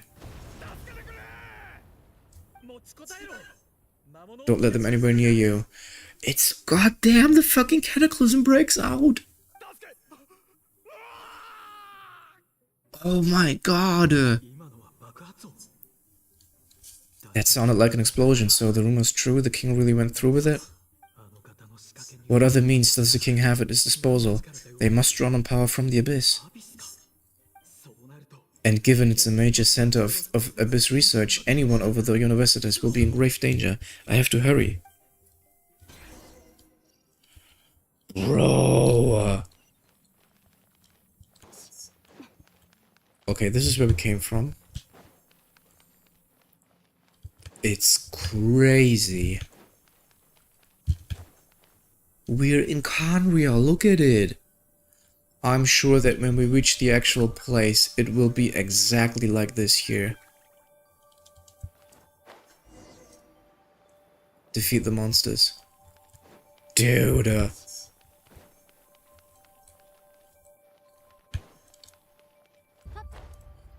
So probably Rhine-Daughter and Proptetir were the masterminds behind it, I think. Because Dainsleif and Sodalogi were busy fighting.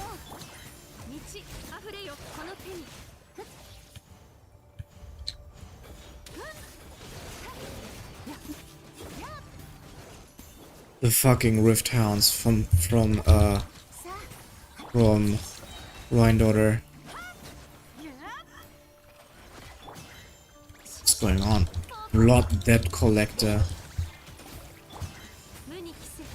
Regicides, blood money. Go to where Tholindis is. What kind of ore is that here? Do you see that?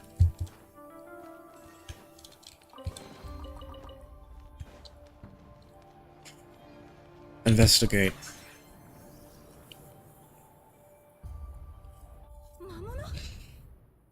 Monsters? Why now? Oh no, they're coming. It's no use. The table won't hold out much longer. The weapons, where are the weapons? Of course. All the lab equipment was upgraded after the inspection last week, but the new weapons haven't been allocated yet. I'm done for. Is anyone there? I need help. Stay back. Please stay back.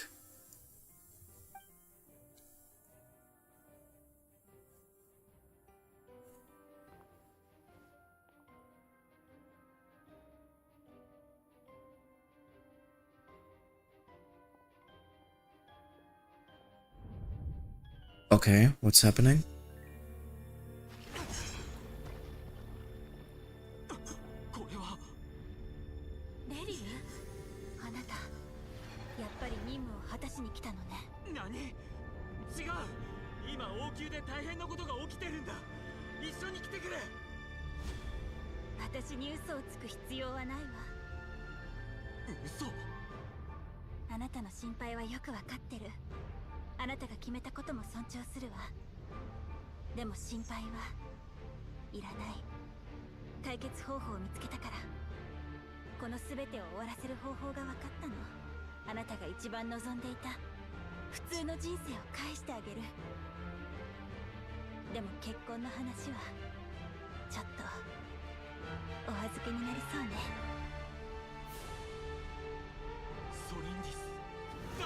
行くな。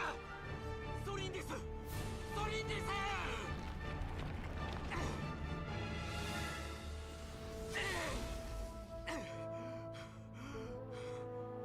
彼女を諦めると前にも言ったはずだ。そうすればもっと素晴らしいものが手に入る。いや、ダメだ。俺はソリンデスを助けに行く。だがどうやって？君はただの諜報員で、力も意志も燃えようだ。何か方法を知ってるのか、教えてくれ。こっちに来るぞ。王宮で会おう。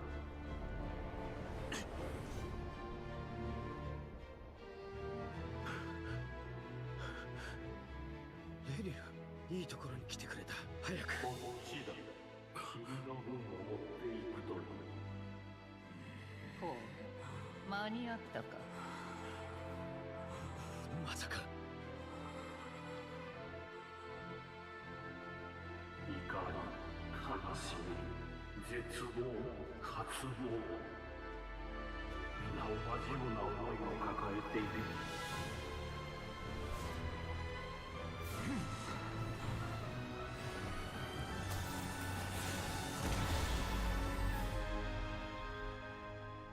レリル？レリル？あ、ソリンディス。ぼーっとしてどうしたの？レリル、覚えてる？2週間前に言ってくれたこと。ああ、プロポーズのことか。こういう話をするのってどこがいいのかなって思ってたの。ゆっくり話せる公園？それともちゃんとしたレストラン？ソリンディスが決めたらいいさ。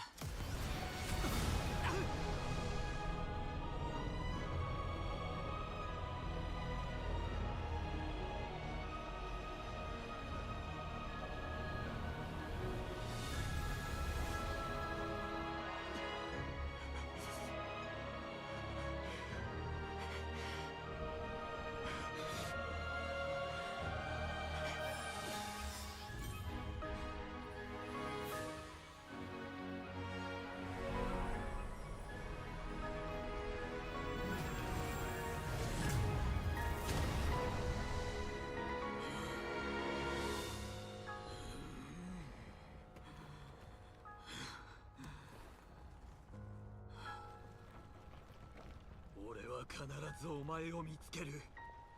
その時は返事を聞かせてくれ。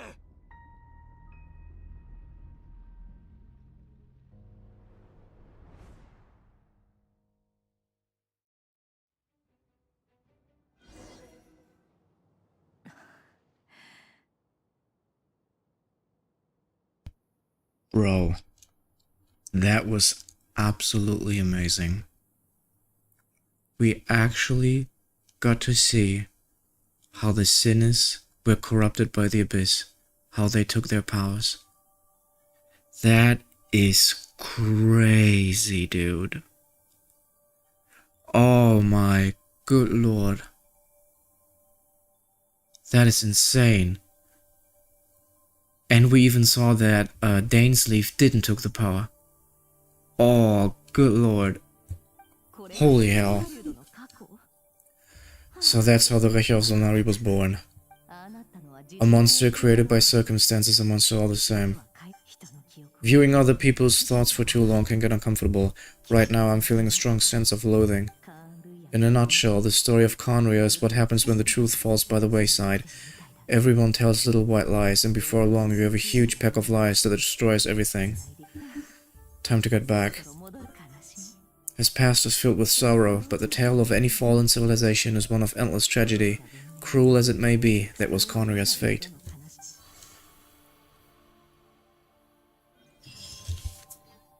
Bro, I can't sleep tonight.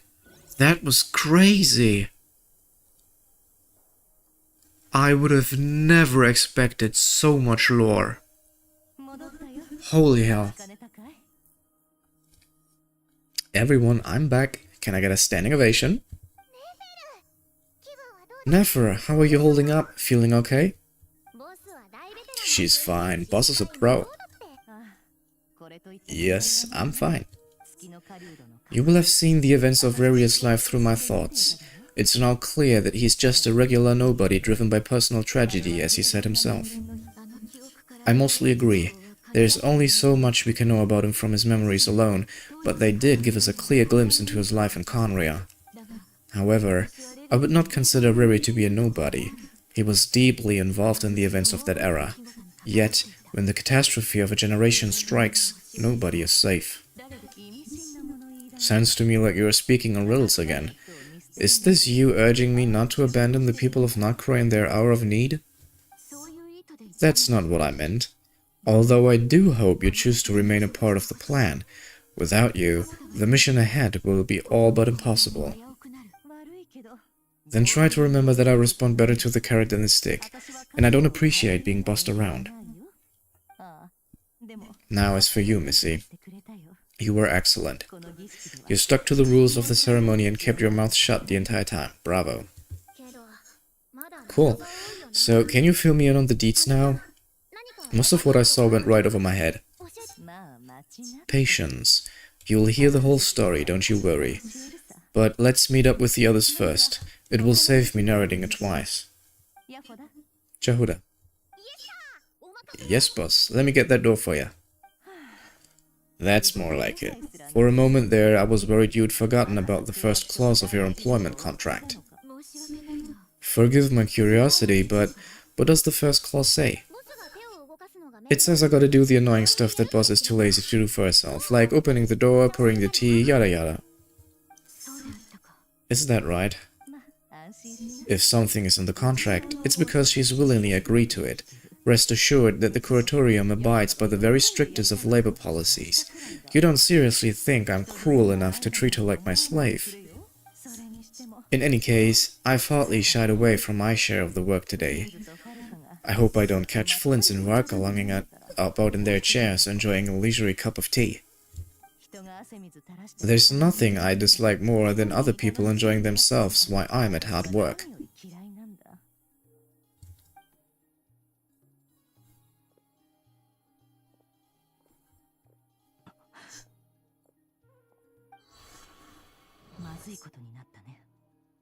Oh no. What is she thinking? What did she just see? We rarely see her so surprised.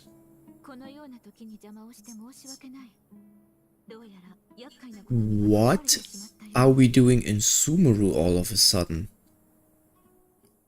Sorry to disturb you, but we seem to have run into some trouble. Evidently so. Don't worry, I'm not about to leave you to fend for yourselves. I'm not that kind of boss, and it would go against the curatorium's labor policy. I'm sorry? What did you hear me say? I wasn't talking about labor policy. Wait. How long have I been standing here? Not long. You just appeared by the door a moment ago. What's going on? You look like you've seen a ghost. We've been tricked. We never left at all. Somehow, I hallucinated that whole scene back inside the office. Hallucinated? But how? Oh, indeed. This place should heed my will alone. All thoughts and actions that occur in here are just a result of pawns moving across the chessboard in a carefully calculated manner. Nobody has access to the chess set but me. So you control everything in here? More or less, but yes. It's a special technique of mine. Has anything like this ever happened before? Only once. It was the first time I used the chess set. Is there any similarity between what happened then and what's happening now? I suppose my thoughts are a little turbulent, which was also the case my first time. Is there anything I can do to help? The first clause of your contract clearly states that I only need your help with things that I'm too lazy to do myself. Meaning you're not feeling lazy right now? Meaning this is not something Jehuda can help with. The chest set is a personal treasure that I alone understand. I must be the one to find our way out of here. Boss, it's fine, really. Let me do something useful. Listen to you. Whatever would I do without you, Jehuda? Yes, really. Where would I ever find another employee as obedient and servile as you? God forbid anything ever happens to you. Well, anyway, I was thinking of fetching some water. There's gotta be a source around here somewhere. You're in the fucking desert, Jehuda. There's no water. I suggest everyone finds some place comfortable to take a rest. We gotta conserve our energy. Even though all this chess malarkey doesn't exist in a physical sense, mentally speaking it's all real. And so is our tiredness and fatigue. You don't want to dismiss mental fatigue. Just because it isn't physical doesn't mean it ain't as serious, blah blah blah blah yada yada.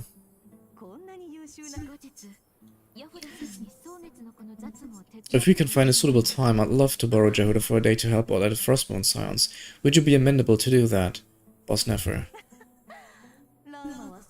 Oh, Lauma, have I ever told you just how pretty you are? Beauty runs from the tips of your antlers to the depths of your imagination. Time to rally, everyone. Follow me. As we continue our journey, the same rules will apply. That means stay focused and no talking, no matter what we encounter. And don't disturb the chess piece. You have my word that I will get us all out of here.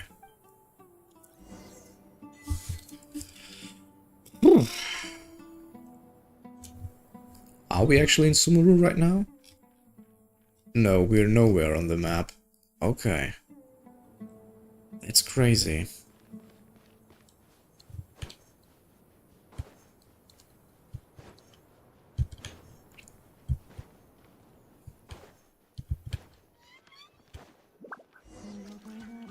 This place looks familiar. This is not a good sign. Yeah, this looks like the no, it doesn't. I was about to say it looks like the little village in the middle of Sumeru, but it's not. Wasn't expecting visitors at this hour. Wait, is that? It's him. There you are. Zeno has been looking for you all day. I think he has some news for you. Oh, it's the young Nefer. Hiding away some more loose change? I know I saw some Mora. What do you mean loose change? Come on, I'm too old for this. Just pretend you saw nothing. Uh-huh. So it's her memories.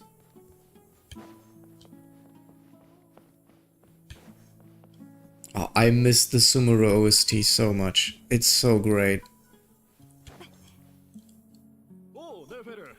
Hey kid, mind telling me what Sinnoh has been up to recently? I'm trying to get in his good books and I need to weigh in. Get in his good books? Why? What do you want with my dad, Uncle Apepi? I've written a new song. I was hoping to showcase it at the next festival, but I'll need his approval. A new song, huh? I'd love to stay and listen, but unfortunately, Uncle Retinue says my dad's looking for me. Huh. Well, there's plenty of time and I'm not going anywhere.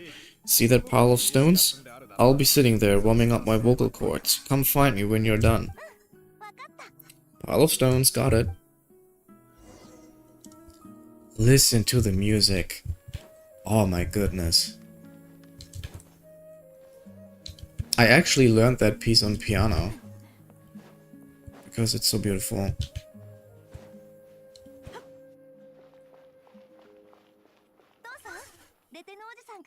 I did. Uncle Retinue said you were looking for me. There's my little princess. If you'd gotten back just a little sooner, you could have shared the spoils of war with me. Spoils of war? Who were you fighting against, Dad? Huh. It was just a figure of speech. The aftermath of a sandstorm is no time to be waging war. I was talking about our war against thirst. I went out to fix our water supply problem and now I'm back, which means we have a well again. That's right. I found a new one and brought back as much water as I could carry. It should last us for a good while.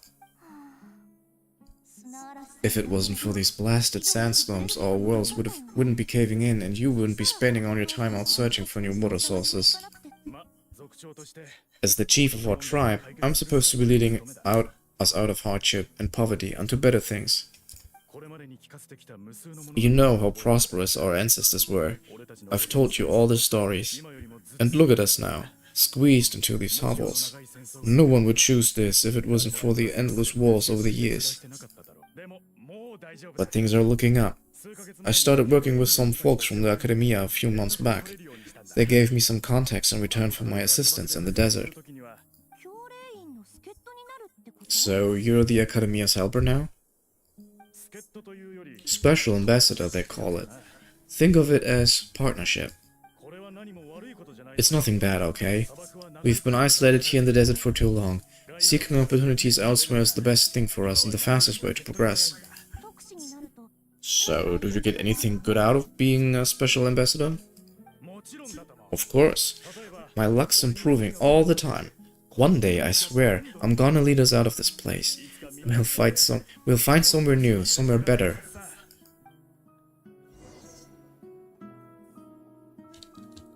Continue exploring. Can we go inside? No.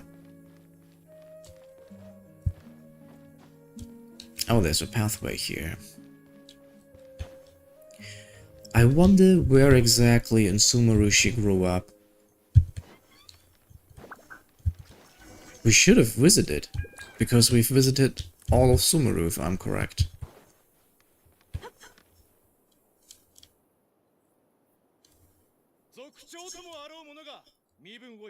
That's all well and you know it. You stole from us. Well, you've gone from chief to thief, and now you have to face the consequences. Did you really think you could take our water without permission and get away with it? You're either brave, stupid, or both. And that special ambassador act. Nice try. We spoke to the academia. They said it was all news to them. You're a liar and a cheat.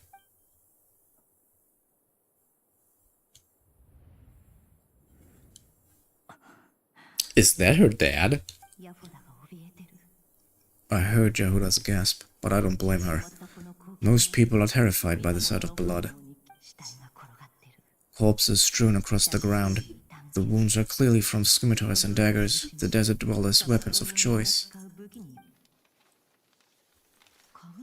There's a handwritten note on the ground. Let's see what it says. Halil, this is Inoue, chief of the Shimti tribe. Surely you remember me. I was the one who helped you and your colleagues avoid the quicksand in the desert. Okay, so we know that Nefer is from the Shimti tribe now. This is my second time writing to you. I assume my last letter must have gotten lost in the mail as I didn't receive a reply. I hope this one makes it to you safely. I'm writing to you because I need some help. That sandstorm the other day completely blocked up our well, forcing me to look for another water source in Iap and Uno territory. It was a matter of survival. Praise the gods. The well of the Iap tribe was intact. It was my last resort. I drew what water I could and left, but not without being spotted. I fear they will retaliate. You told me to write to you if I ever needed help. You said you'd be my ally in the academia. I urgently need you to formally recognize my title of Special Ambassador and send some of your people to assist me for a few days. It's the only way I can convince them that this was the academia's decision and prevent them from retaliating. This is an emergency. Please send help as soon as possible. Looks like this letter never got sent. The writer died a grisly death, and the letter was trampled into the ground. It's badly defaced. Some parts are barely legible. What a ridiculous lie the surviving Shimti tell. Their whole village was butchered over a sip of water.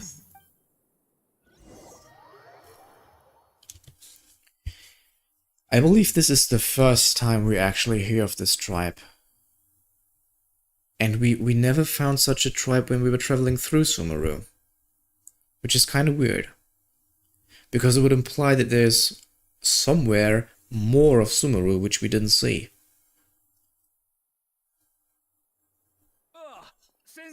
Officer, welcome. Welcome to our humble village. I thought you would at least have the courtesy to provide some respectable, libations. This is the finest wine our village has to offer, I promise.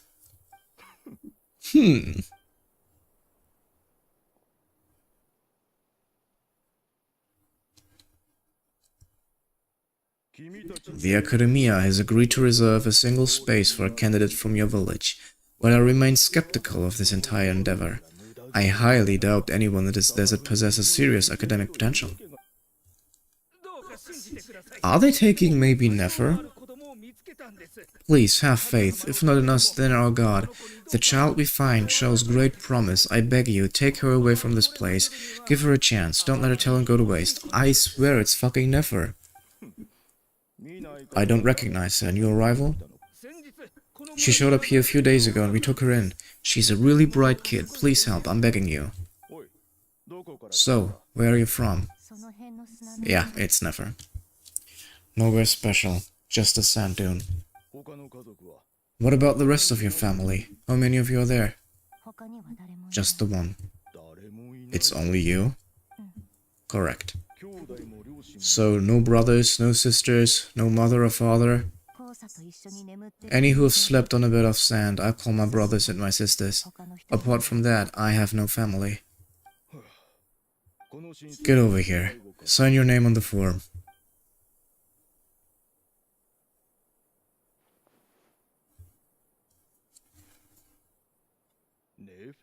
Nefer.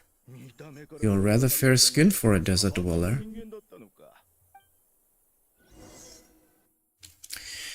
Okay, which means if she was part of the Academia at some point, then Deia and the others should be familiar with her. That's probably the reason why we'll have a special event in probably the second half of 6.1, where Nefer likely gets the spotlight together with Layla. Nefer, this term's assignments have been issued already. Please read through the materials thoroughly, conduct your own additional research, and then write an essay on the topic. Yes, Professor, I'm aware. I just had a couple more questions I wanted to get your perspective on. Please, ask away. Well, I saw the other students' problem sheets, and I couldn't help but notice that my assignment is much easier than theirs. Do you really think I'm a weak student? A weak student? Goodness, no. Quite the opposite. You have a sharp mind. Almost too sharp. I think what you're saying is, a weak student wouldn't have noticed the discrepancy, and if they did, they certainly wouldn't complain about the lighter workload. You see, sharp as they come. You see things the way they are, and I'm sure you know why they're like that. Because of where I come from, because I'm different. I'm sorry, Nefer. I don't like it any more than you do, it's just... Anyway, you said you had a couple of questions. What's the other one? I wanted to check, if someone sent me a letter to the Academia, where do I go to collect it? Ah, your family wrote to you. Well, as long as they put your name on the envelope, someone should hand it right to you. Not exactly. It's not even a recent letter. I was just curious where the mail would end up if no one collects it. The House of Dana, I expect. I know there's a box for unclaimed mail somewhere in there. Probably sitting on a shelf. Whatever you're looking for, that'd be the place to start. Don't mention it. Honestly, I feel like I felt you. I'm supposed to be a teacher, but I haven't taught you anything.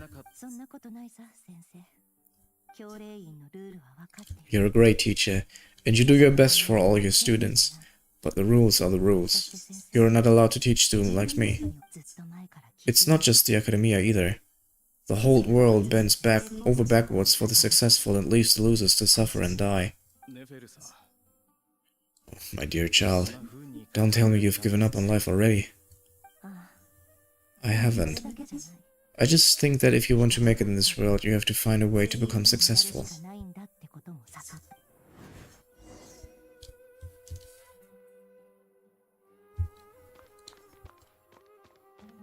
Okay, that's actually the real Academia that we also see in normal Sumeru.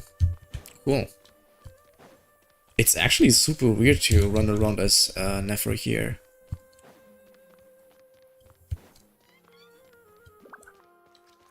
Okay, over here. Let's see. This must be it. A big cardboard box full of unclaimed mail. Probably some letters that ended up here by mistake too. Let's take a look.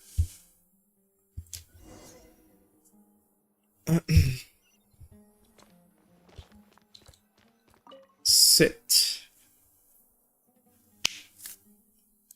Ah, that's the same thing with Reria.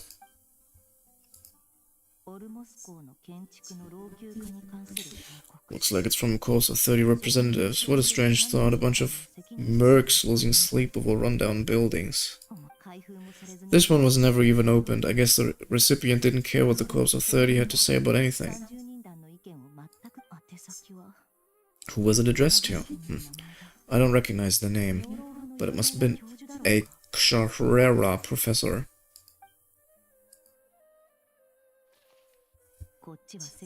This one is addressed to the Amurda sage. The title is Changes Observed in Satyavada Life Symptoms.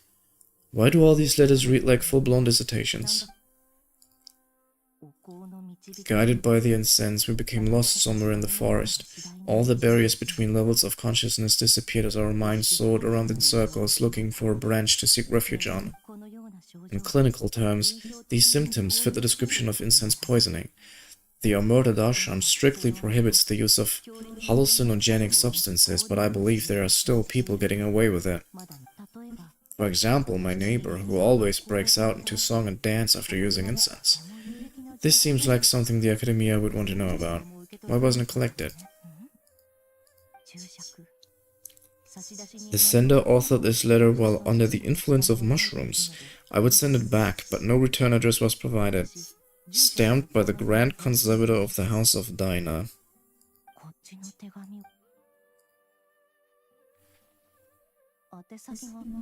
The next one is addressed to Grand Sage Azar. A few words of protest regarding recent changes in Sumeru's educational policy. In recent years, the Academia has taken on a small number of students from the desert region as per the policy to this effect. However, it appears to me that these students have not in fact been provided with educational opportunities that are in any meaningful sense equal to those enjoyed by their peers. As well as receiving dumbed-down assignments and perfunctory tutoring, they do not even have full access to the Akasha system. Education is the fundamental purpose of this institution, which should go without saying in a nation without whose founding virtues are knowledge and wisdom.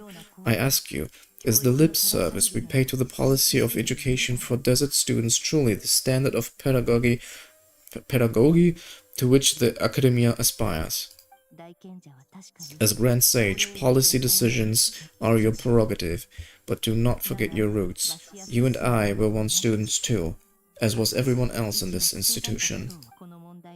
I do hope you will give some serious attention to this matter. I encourage you to discuss issues like this with myself and others, and listen to some alternative opinions. Great letter.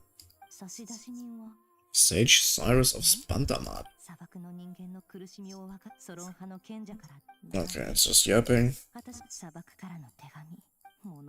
Come on.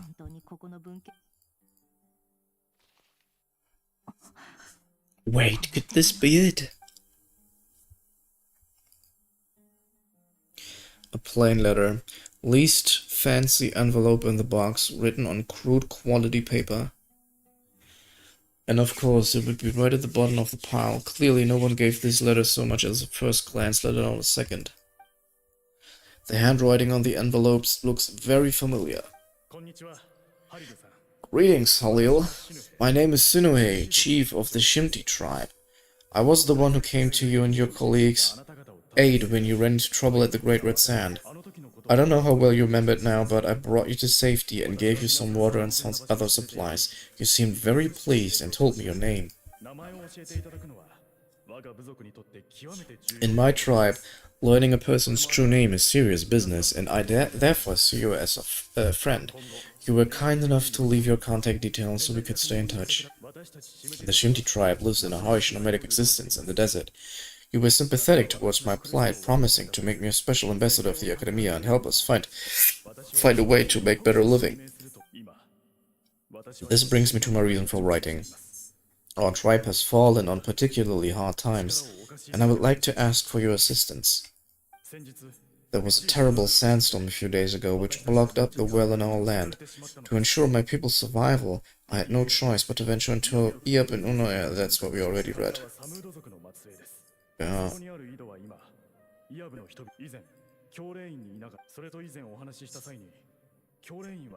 That aside, the last time you were here, you mentioned that the Academia had started accepting students from the desert, and I told you a little about my daughter, Nefer. We have next to no resources here in the desert, and my power and influence are limited. Would you consider enrolling my daughter at the Academia? She's a smart girl. I know she won't disappoint you.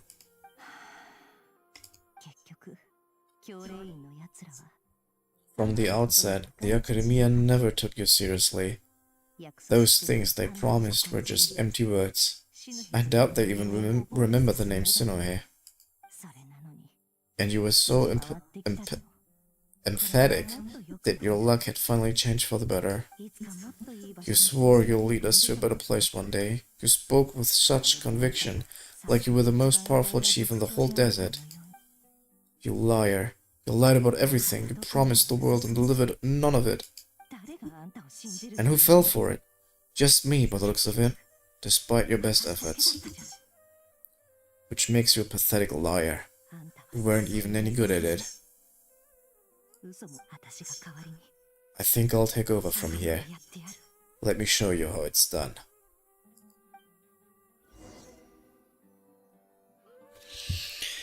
Bid farewell.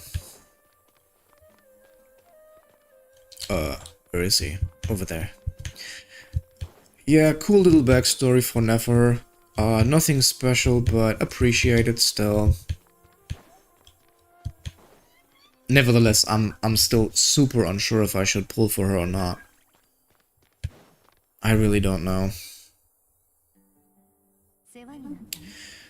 I just came to say goodbye. Thanks for everything you've done for me in my time here. Nefer, you packed your bags. Where are you going? I'm quitting. Something's come up in my hometown. Gonna head back and deal with it. Huh? But this was a hard-won opportunity for you. You know that better than I do.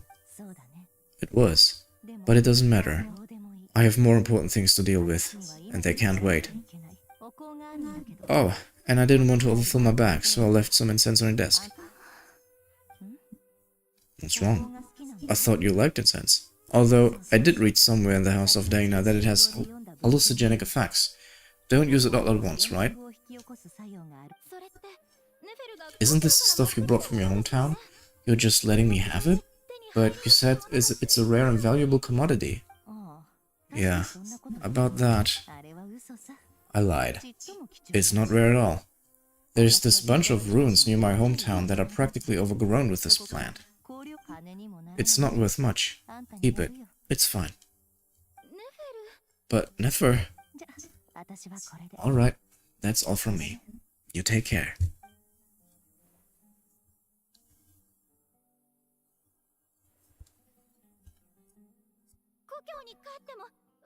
Don't forget me, okay? I mean, we're more than just classmates, right? We're friends. Yeah, I'll remember you. I lied again. Oh, it is worth a fortune, and it's rare to find even in those ruins. And as for remembering her, I have far too much to do when I get back, no time to reminisce. I'll be lucky if I make it through this alive, but either way, I expect I'll forget you pretty quickly.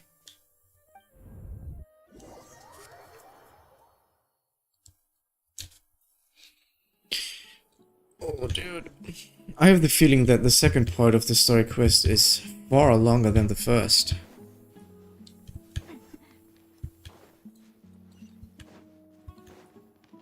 But the second part definitely is way better than the first. Just for the Sinner lore alone.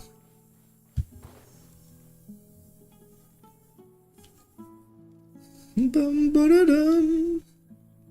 Bum bum ba ba ba.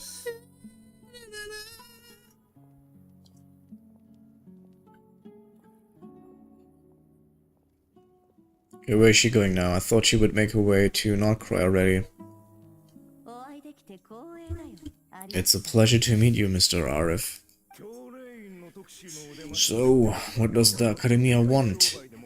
Since they've sent their special ambassador, I assume there's a big business deal to be made.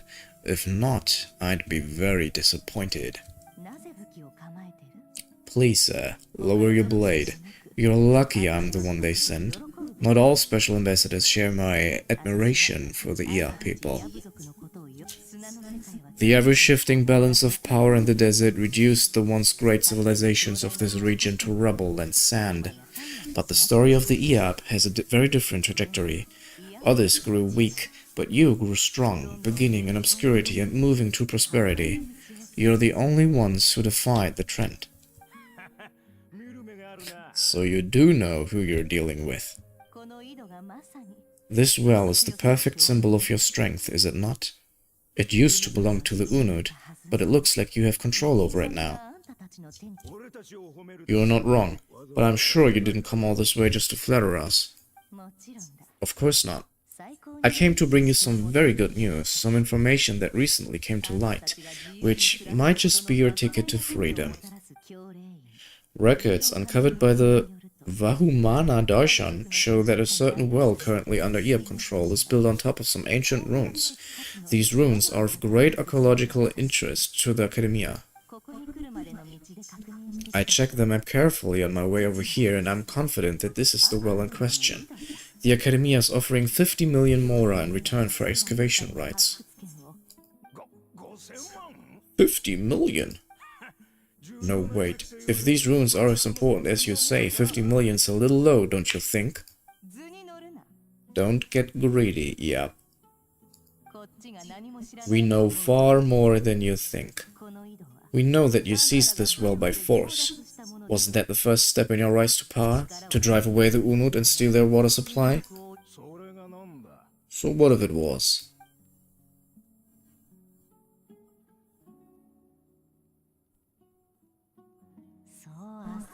Don't worry.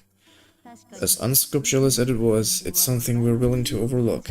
The Academia is only interested in dealing with the de facto power holder in the region.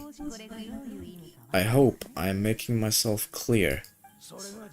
And I hope your words are the truth. If I find out the Academia is trying to play me, I'll hunt down every one of your people and make you watch as I cut their heads off one by one. I assure you, Chief, that would not be in your long-term interests. You don't want to make an enemy of the Academia. You see how I'm dressed, don't you? I appreciate that you've never been to the rainforest, but surely even you recognize an ambassador's attire when you see it.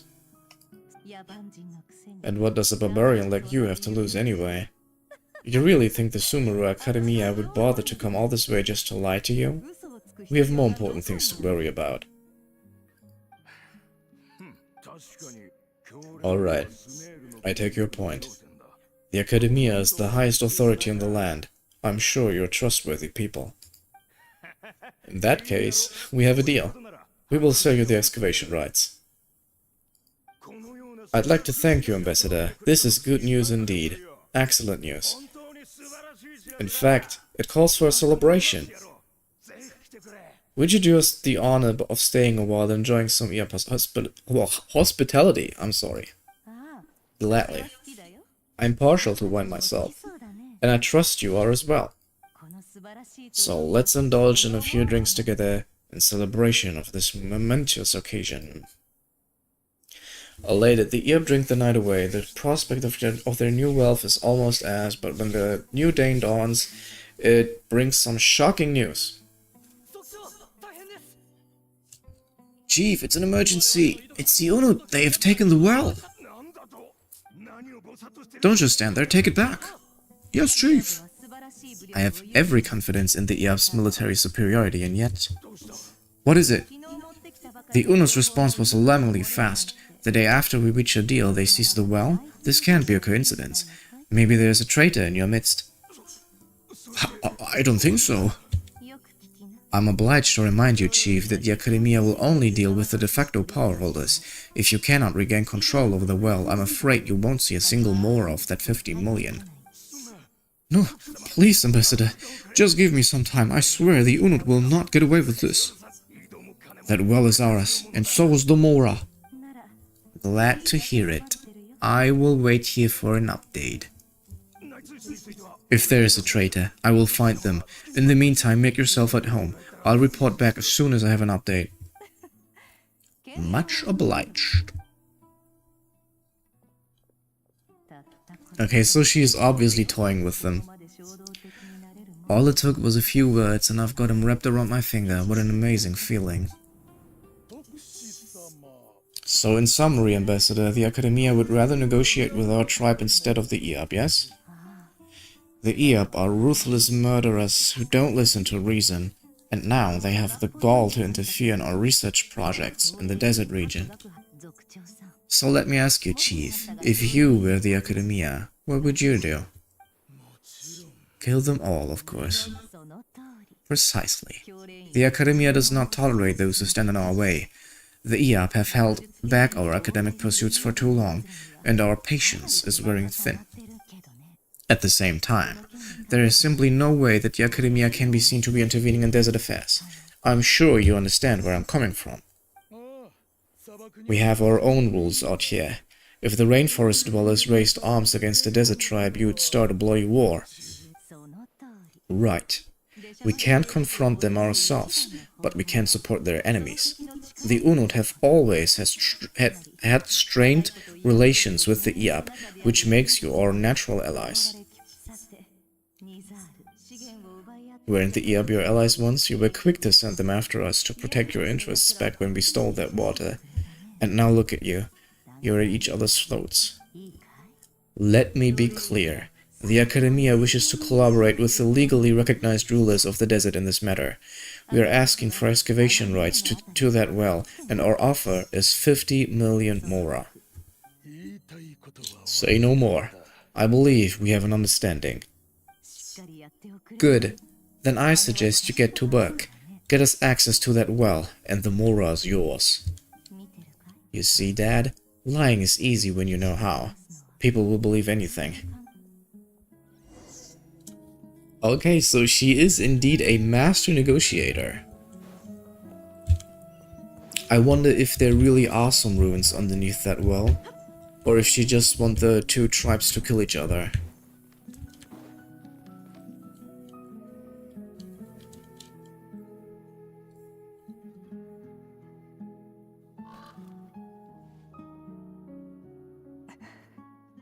What is she seeing? Oh, okay. Holy hell, she's evil. Crazy. Look at yourselves. You may be vile, savage monsters, but your butchered bodies bleed like any others. You're no different. You're nothing special at all. The monsters who destroyed my home. They're just ordinary, petty human beings. What a joke! Okay, Nefer, calm down, okay? You're giving me Light Yagami vibes. I think we're even now. Maybe I've even done the desert a favor. It's a better place without all these people around. Oh, Shinohe, my gullible fool of a father. Perhaps if you'd been as ruthless as I was today, our tribe's people would still be alive. In this dog-eat-dog world, a chief needs to be tough to survive. But you couldn't do what had to be done, so I did it for you. Oh, the others could... Oh, they could see that. I believe I remember you promising to remain silent. そうだけどよ。ヤホダさん、場を和ませてくれ。Jahoda, is there anything you can do to ease the tension? Time for a sharp turn onto a completely different topic. So, anyway, that's enough of that. When are we getting out of this place? Feels like we've been walking forever. I'm getting pretty tired. Lauma, you tired? Yes. If you can find somewhere to sit down, I could certainly do with a rest. It's not far now. There should be a temple just up ahead.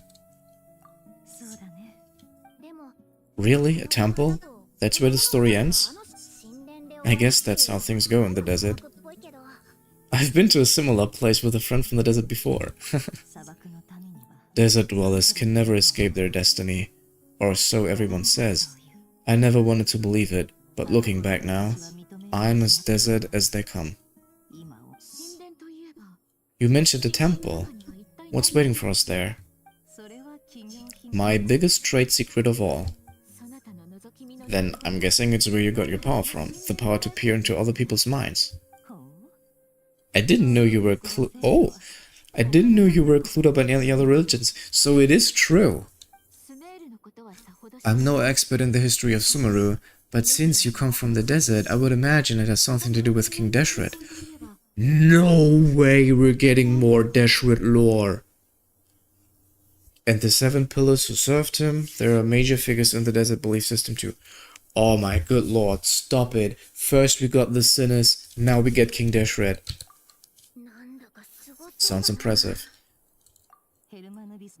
I know who you mean. General Mahatma Sino, yeah. The spirit of Hermanubis dwells within him. That's Boss Neff for ya, she knows everything. Sino's hardly a figure of obscurity, but I know about Zethos too. What about him? He's a big deal or something? Well, he's not a small deal, let's put it that way. This is the bare-bone basics, save the flattery. Thanks for your patience, everyone. I'm sure it's been a lot to take in. With any luck, that's our exit just up ahead.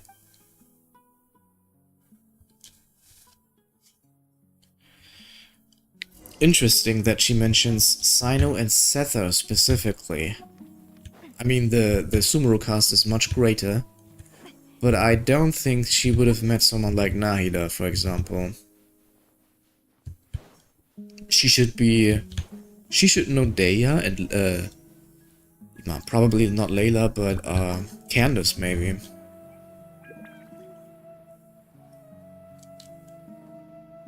We're actually back at Deshret Ruins. That's so cool.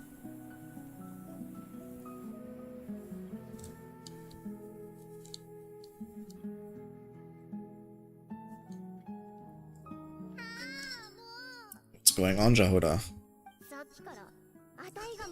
I'm totally out of my depth here. I don't have anything to add about any of this stuff. Like, look at the statue, for instance. I wanna do the whole name dropping. This girl knows her stuff thing too, but I've never seen anything like it before. A statue with the head of a bird. Looks like something out of King Deshret's mausoleum. That's Thoth, the Ibis King, one of the 7 pillars of King Deshret.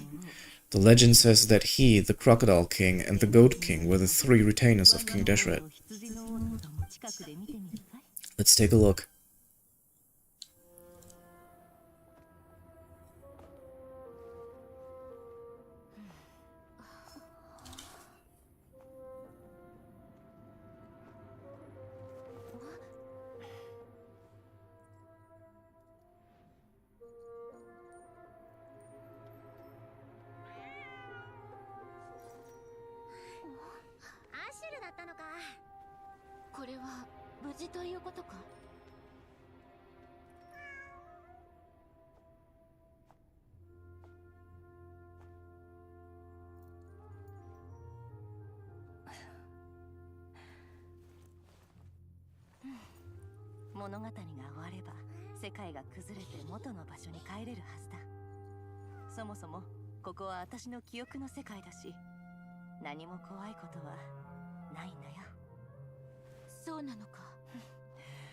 ああ、もうすぐ終わりだ。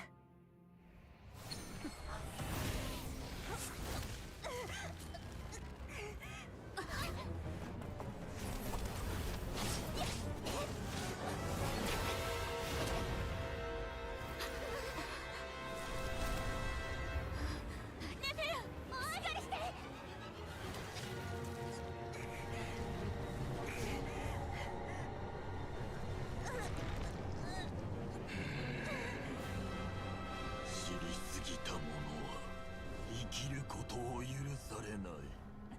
あんたのことかい。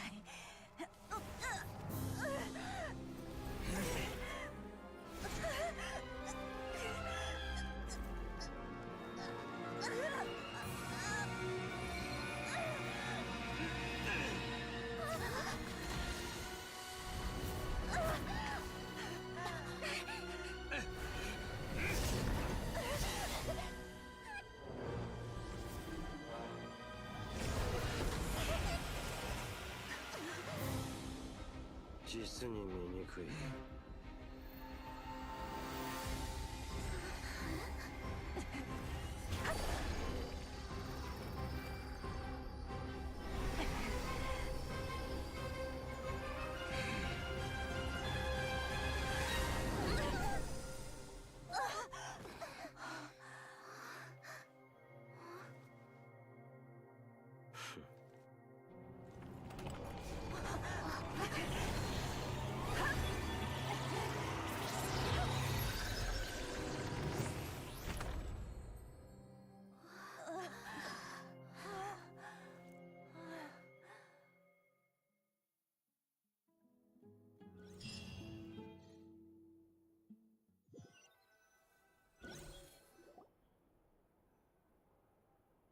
ちょうどいいタイミングだったでしょ。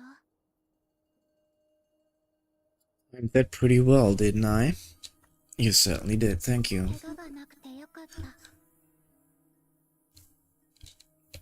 きラインっぽい力が見えたけど。 Paimon noticed you doing something too, Dainsley. Were you helping get them out? もちろんだ。 Of course. 彼女に潜入調査を依頼した時には、すでに中に奴 When が I asked Nefer to conduct this investigation, I was not naive to the dangers involved. 俺には貴様らの安全を I had 守 a る。 duty to ensure your safety. Good to know your sense of justice is still intact after all these years. さてな、収穫があったようだな。 I take that to mean that you saw the truth. That comes as a great relief. ああ、あんたたち I certainly did. And thanks to your help, I also managed to trap Raria inside the— Oh, really? 本当か。ネテルが何か How did you manage that? 実は Well, to be honest, I sensed that something was wrong long before we made it to the temple. 月の影 By using this fragment to probe into Raria's past, well, the monsters formerly known as Raria, it seems I alerted him. I was tracking him, then he caught on, and started tracking me too. Can't say I'm surprised. 思考の世界の中でか。 But how did he track you through your thoughts alone? That shouldn't be possible.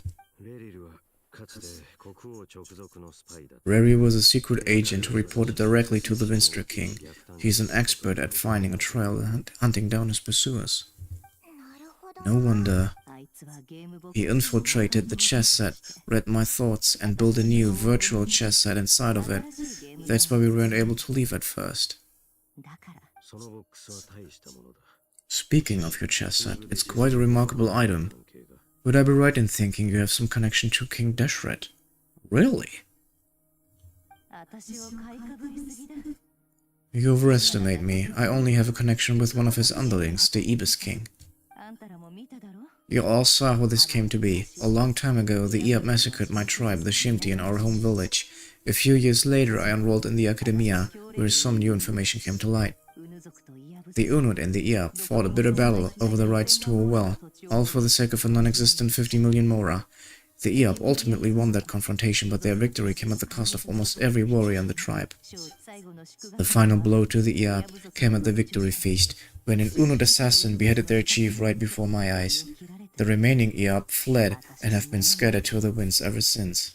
その後復讐を果たした私は Having gotten my revenge, I returned to my hometown where, to my surprise, the nearby temple was still standing. There it was, seemingly immune to the relentless hostility of the desert, while my tribal home lay in ruins. As I stood there, gazing at the temple, I noticed a cat just outside. This cat, as it turned out, was home to the spirit of the Ibis King. He led me to a gate deep inside the temple, and there he made a deal with me. This chess set is my gift from the Ibis King. The chessboard within is made to the same specification as the one in the mausoleums of King Deshret. It represents his power of piercing analysis. With this chessboard and its container, I gained a certain ability to perceive hidden secrets.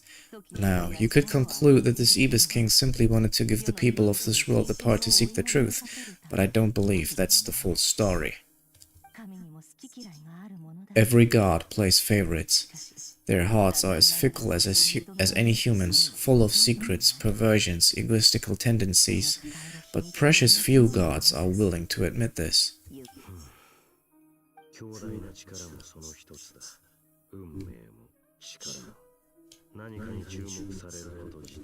It's the same with all powerful forces, including fate itself. Their gaze falls preferentially upon a select few. As you rightly point out, this is an act of favoritism. If you're alluding to the abyss, then yes, I agree. Gather the others. It's time to share everything I've learned.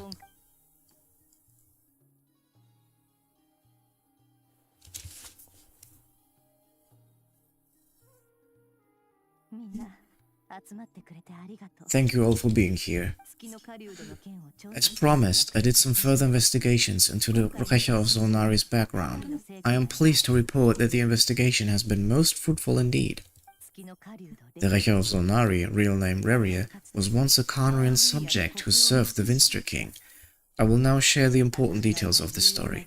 Please save any questions or comments for the end.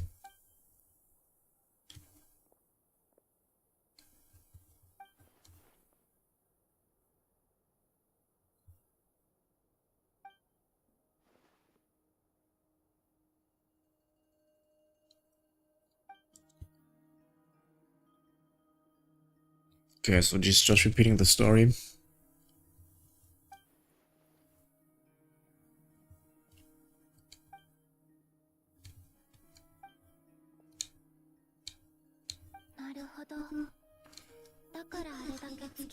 So that's why he's so obsessed with the moon. A tragic tale, to be sure, but it does not excuse his many transgressions. No matter how much Reria suffered in the past, the fact remains that he is what we know today as the Wild Hunt, wreaking havoc upon innocent lives and not cry. He becomes more dangerous with each passing day. If left unchecked, it is simply a matter of time before all of Teyva had suffered the consequences. This is a threat that the Knights of Avonius cannot ignore.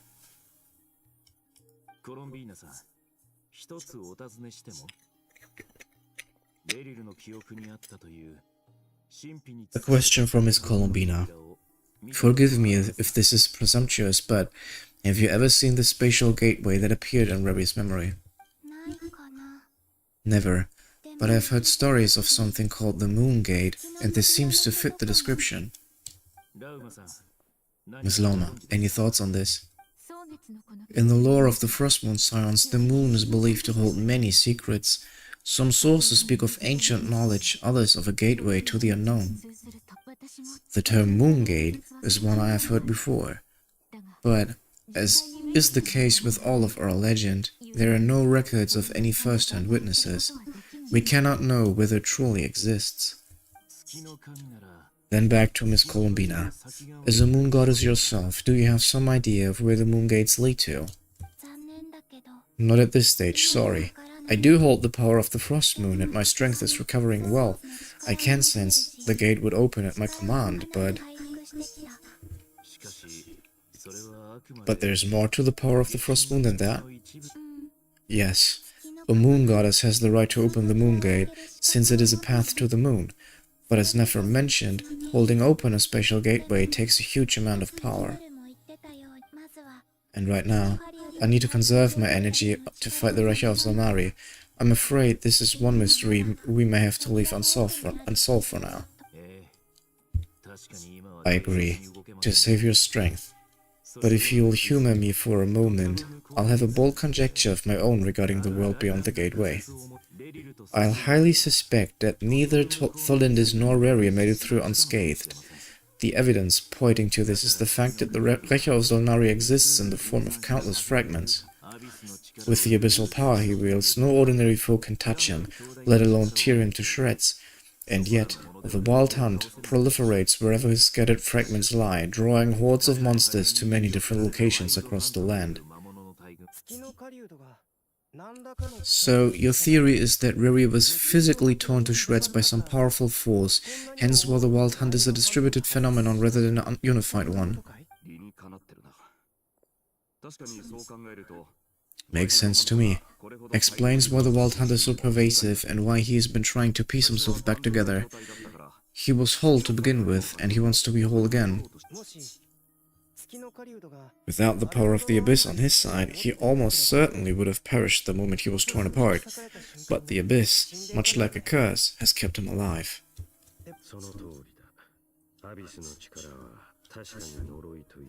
I could not agree more. The power of the Abyss is most surely a curse. It is a compelling explanation, and one that accords with my present understanding of Abyss creatures. Whether the life form in question is primitive or advanced, if a curse has extended its lifespan unnaturally, it will continue to survive in spite of everything. This raises some interesting questions. I will run some experiments and see if there's any validity to my suspicion. That being said, regardless of whether my research bears fruit, I would like to thank Ms. Neffer for conducting such a thorough investigation. Already, it has greatly enriched my understanding of the entity we faced.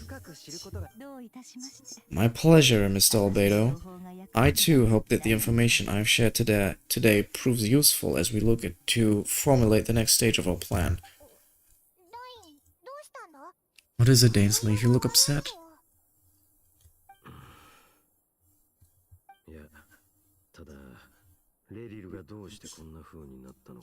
When I think of the man I once knew as Reria, I struggle to understand why things had to turn out like this. The two of you used to be friends, didn't you? I don't know if these words will bring any comfort, but my heart goes out to you. Mine too. We can never know all the hows and whys of the way things are.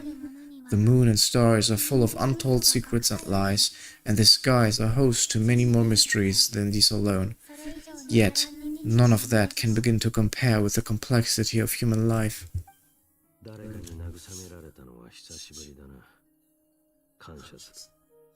Dainsdeep is smiling. It looks so weird. Those are the first comforting words I've heard in a long time. Thank you both. Well, I think this is a good place to end today's meeting. I'm sure Nefer needs some time to recover. She's been through an awful lot today. That's very thoughtful of you, Loma. Of course. Sounds good to me. Take some time to rest and digest before we reconvene to nail down a plan. In probably 6.2. Back at the hotel, you sit with Paimon for a while and discuss what lies ahead.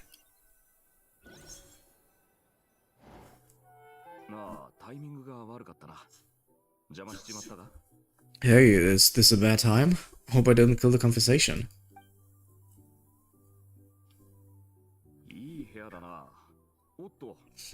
Nice room. I'm not coming in though. Why not?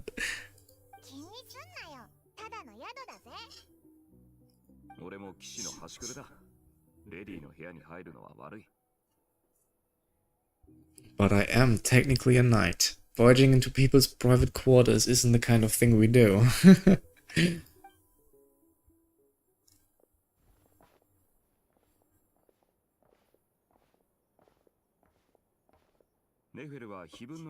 Anyway, Nefer went back to the curatorium to get some rest, but before she left, she shared some things with me that I thought you should be aware of.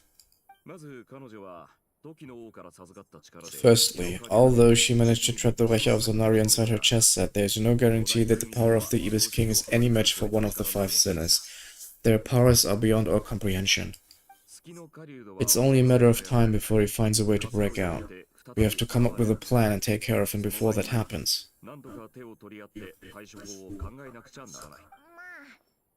Honestly, Paimon figured that might be the case, so how long have we got?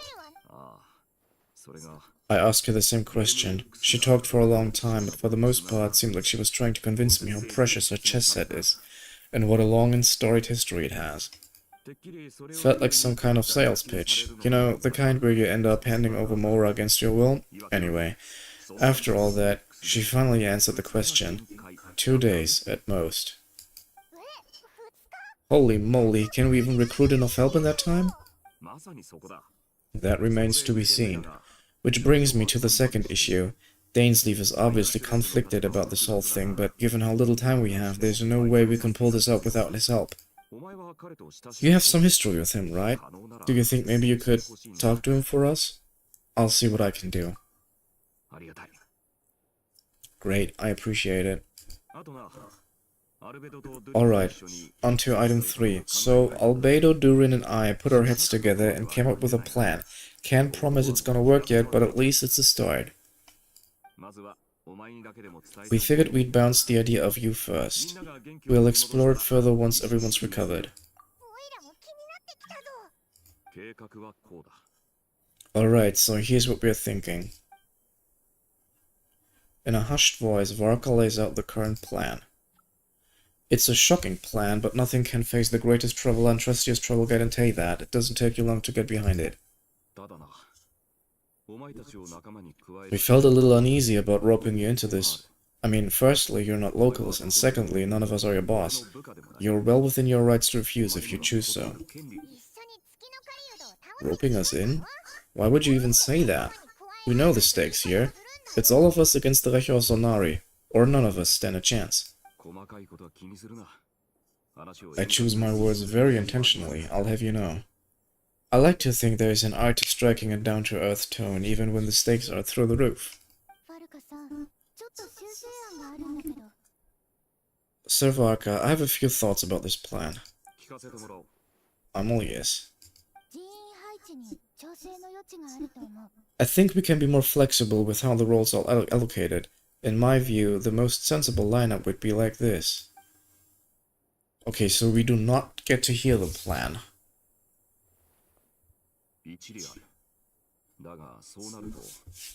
I see your point, yeah, but if that's how we're gonna approach this, you'd better make sure you're ready.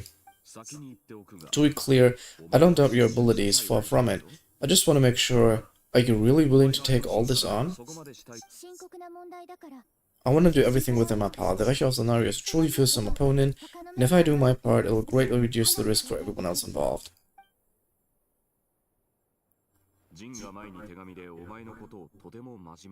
Well, that tracks with what I've heard. Jean's mentioned in our letters that you're so diligent, it's almost abnormal. As in, most people weigh up the risk and rewards in situations like this, but you seem to just march towards danger without a moment's hesitation. Of course, everyone appreciates a fearless pioneer, but all that aside, I'm the Grandmaster of the Knights of Favonius, and you're our honorary knight. I want to make sure your courage doesn't come at the expense of our safety.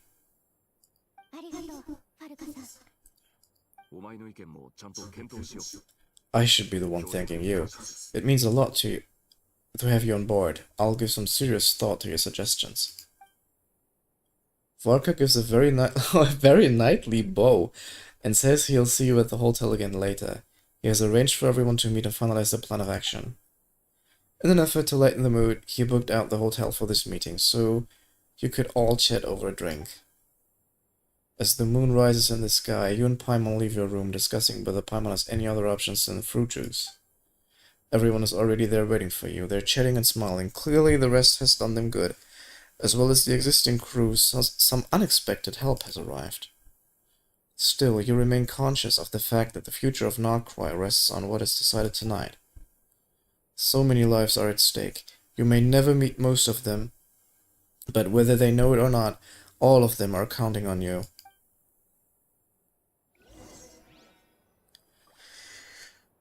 Bro, how long is this Archon quest, dude?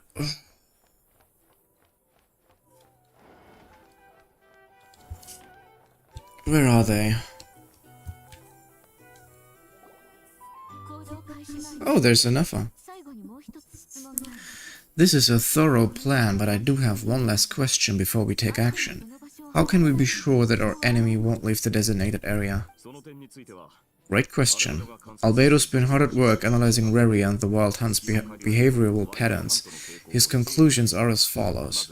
Firstly, from the earliest known confrontation until now, Rarier has never displayed any ability to manipulate the dimension of space, so it's unlikely he has any power in that domain. Secondly, he seems to have a particularly strong vendetta against our group. If we put him in a fight-or-flight situation, he'll choose to fight every time. Thirdly, finally and most importantly, he is consumed by hatred both for the moon and for his enemies. Turns out, we take both of those boxes. We have a reincarnated moon in our ranks and a spy who accesses private memories without permission. He'll be baying for blood, not looking for escape. As someone who's had their fair share of interaction with the Wild Hunt, those all seem like valid observations to me. Understood. Then I will defer to the verdict of the group. Well, everyone, that's the plan in full detail. Albedo and Durin are carrying out their parts as we speak. Plan approved. Scheduling. Okay, any firepower you need, I got you covered. Let's light this baby up. The Frostmoon Sirens are behind you as well. And the rest of you?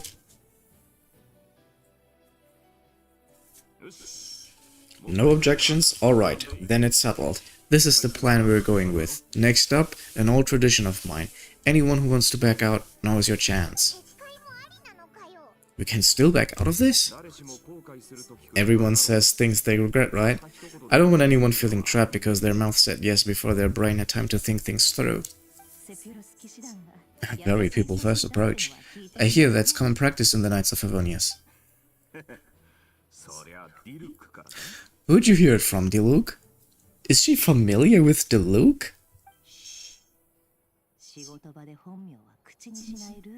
Ah.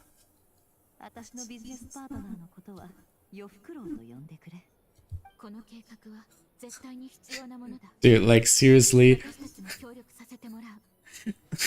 Lava's assets are so huge, it's almost comical. Oh my god. This plan can only work if everyone does their part. Flint's and I will absolutely support it. We shall indeed. You will be glad you accepted our help. Also, you're the last person I expected to— Oh no! Not Dory again! Shut up, Dory! No! And you can never skip her.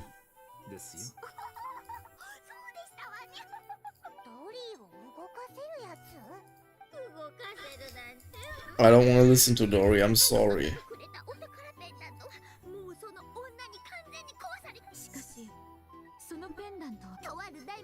Dude.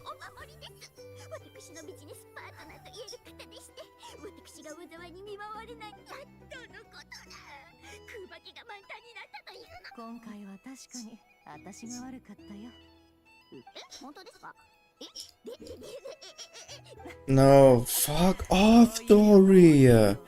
I hate you.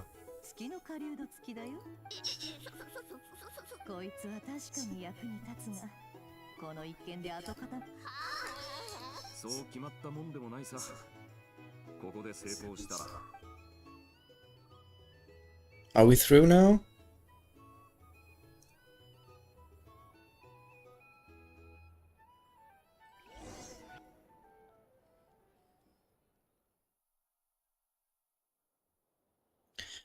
Dude, if the story goes on any further, I'm gonna end the stream because I'm fucking tired, yeah. Okay, so thank you to everyone who was watching together with me. I don't know how much there's left in the fucking Archon quest, but it's too much for me, and yeah. I hope you enjoyed it, I hope you had fun. And see you next time. Bye bye.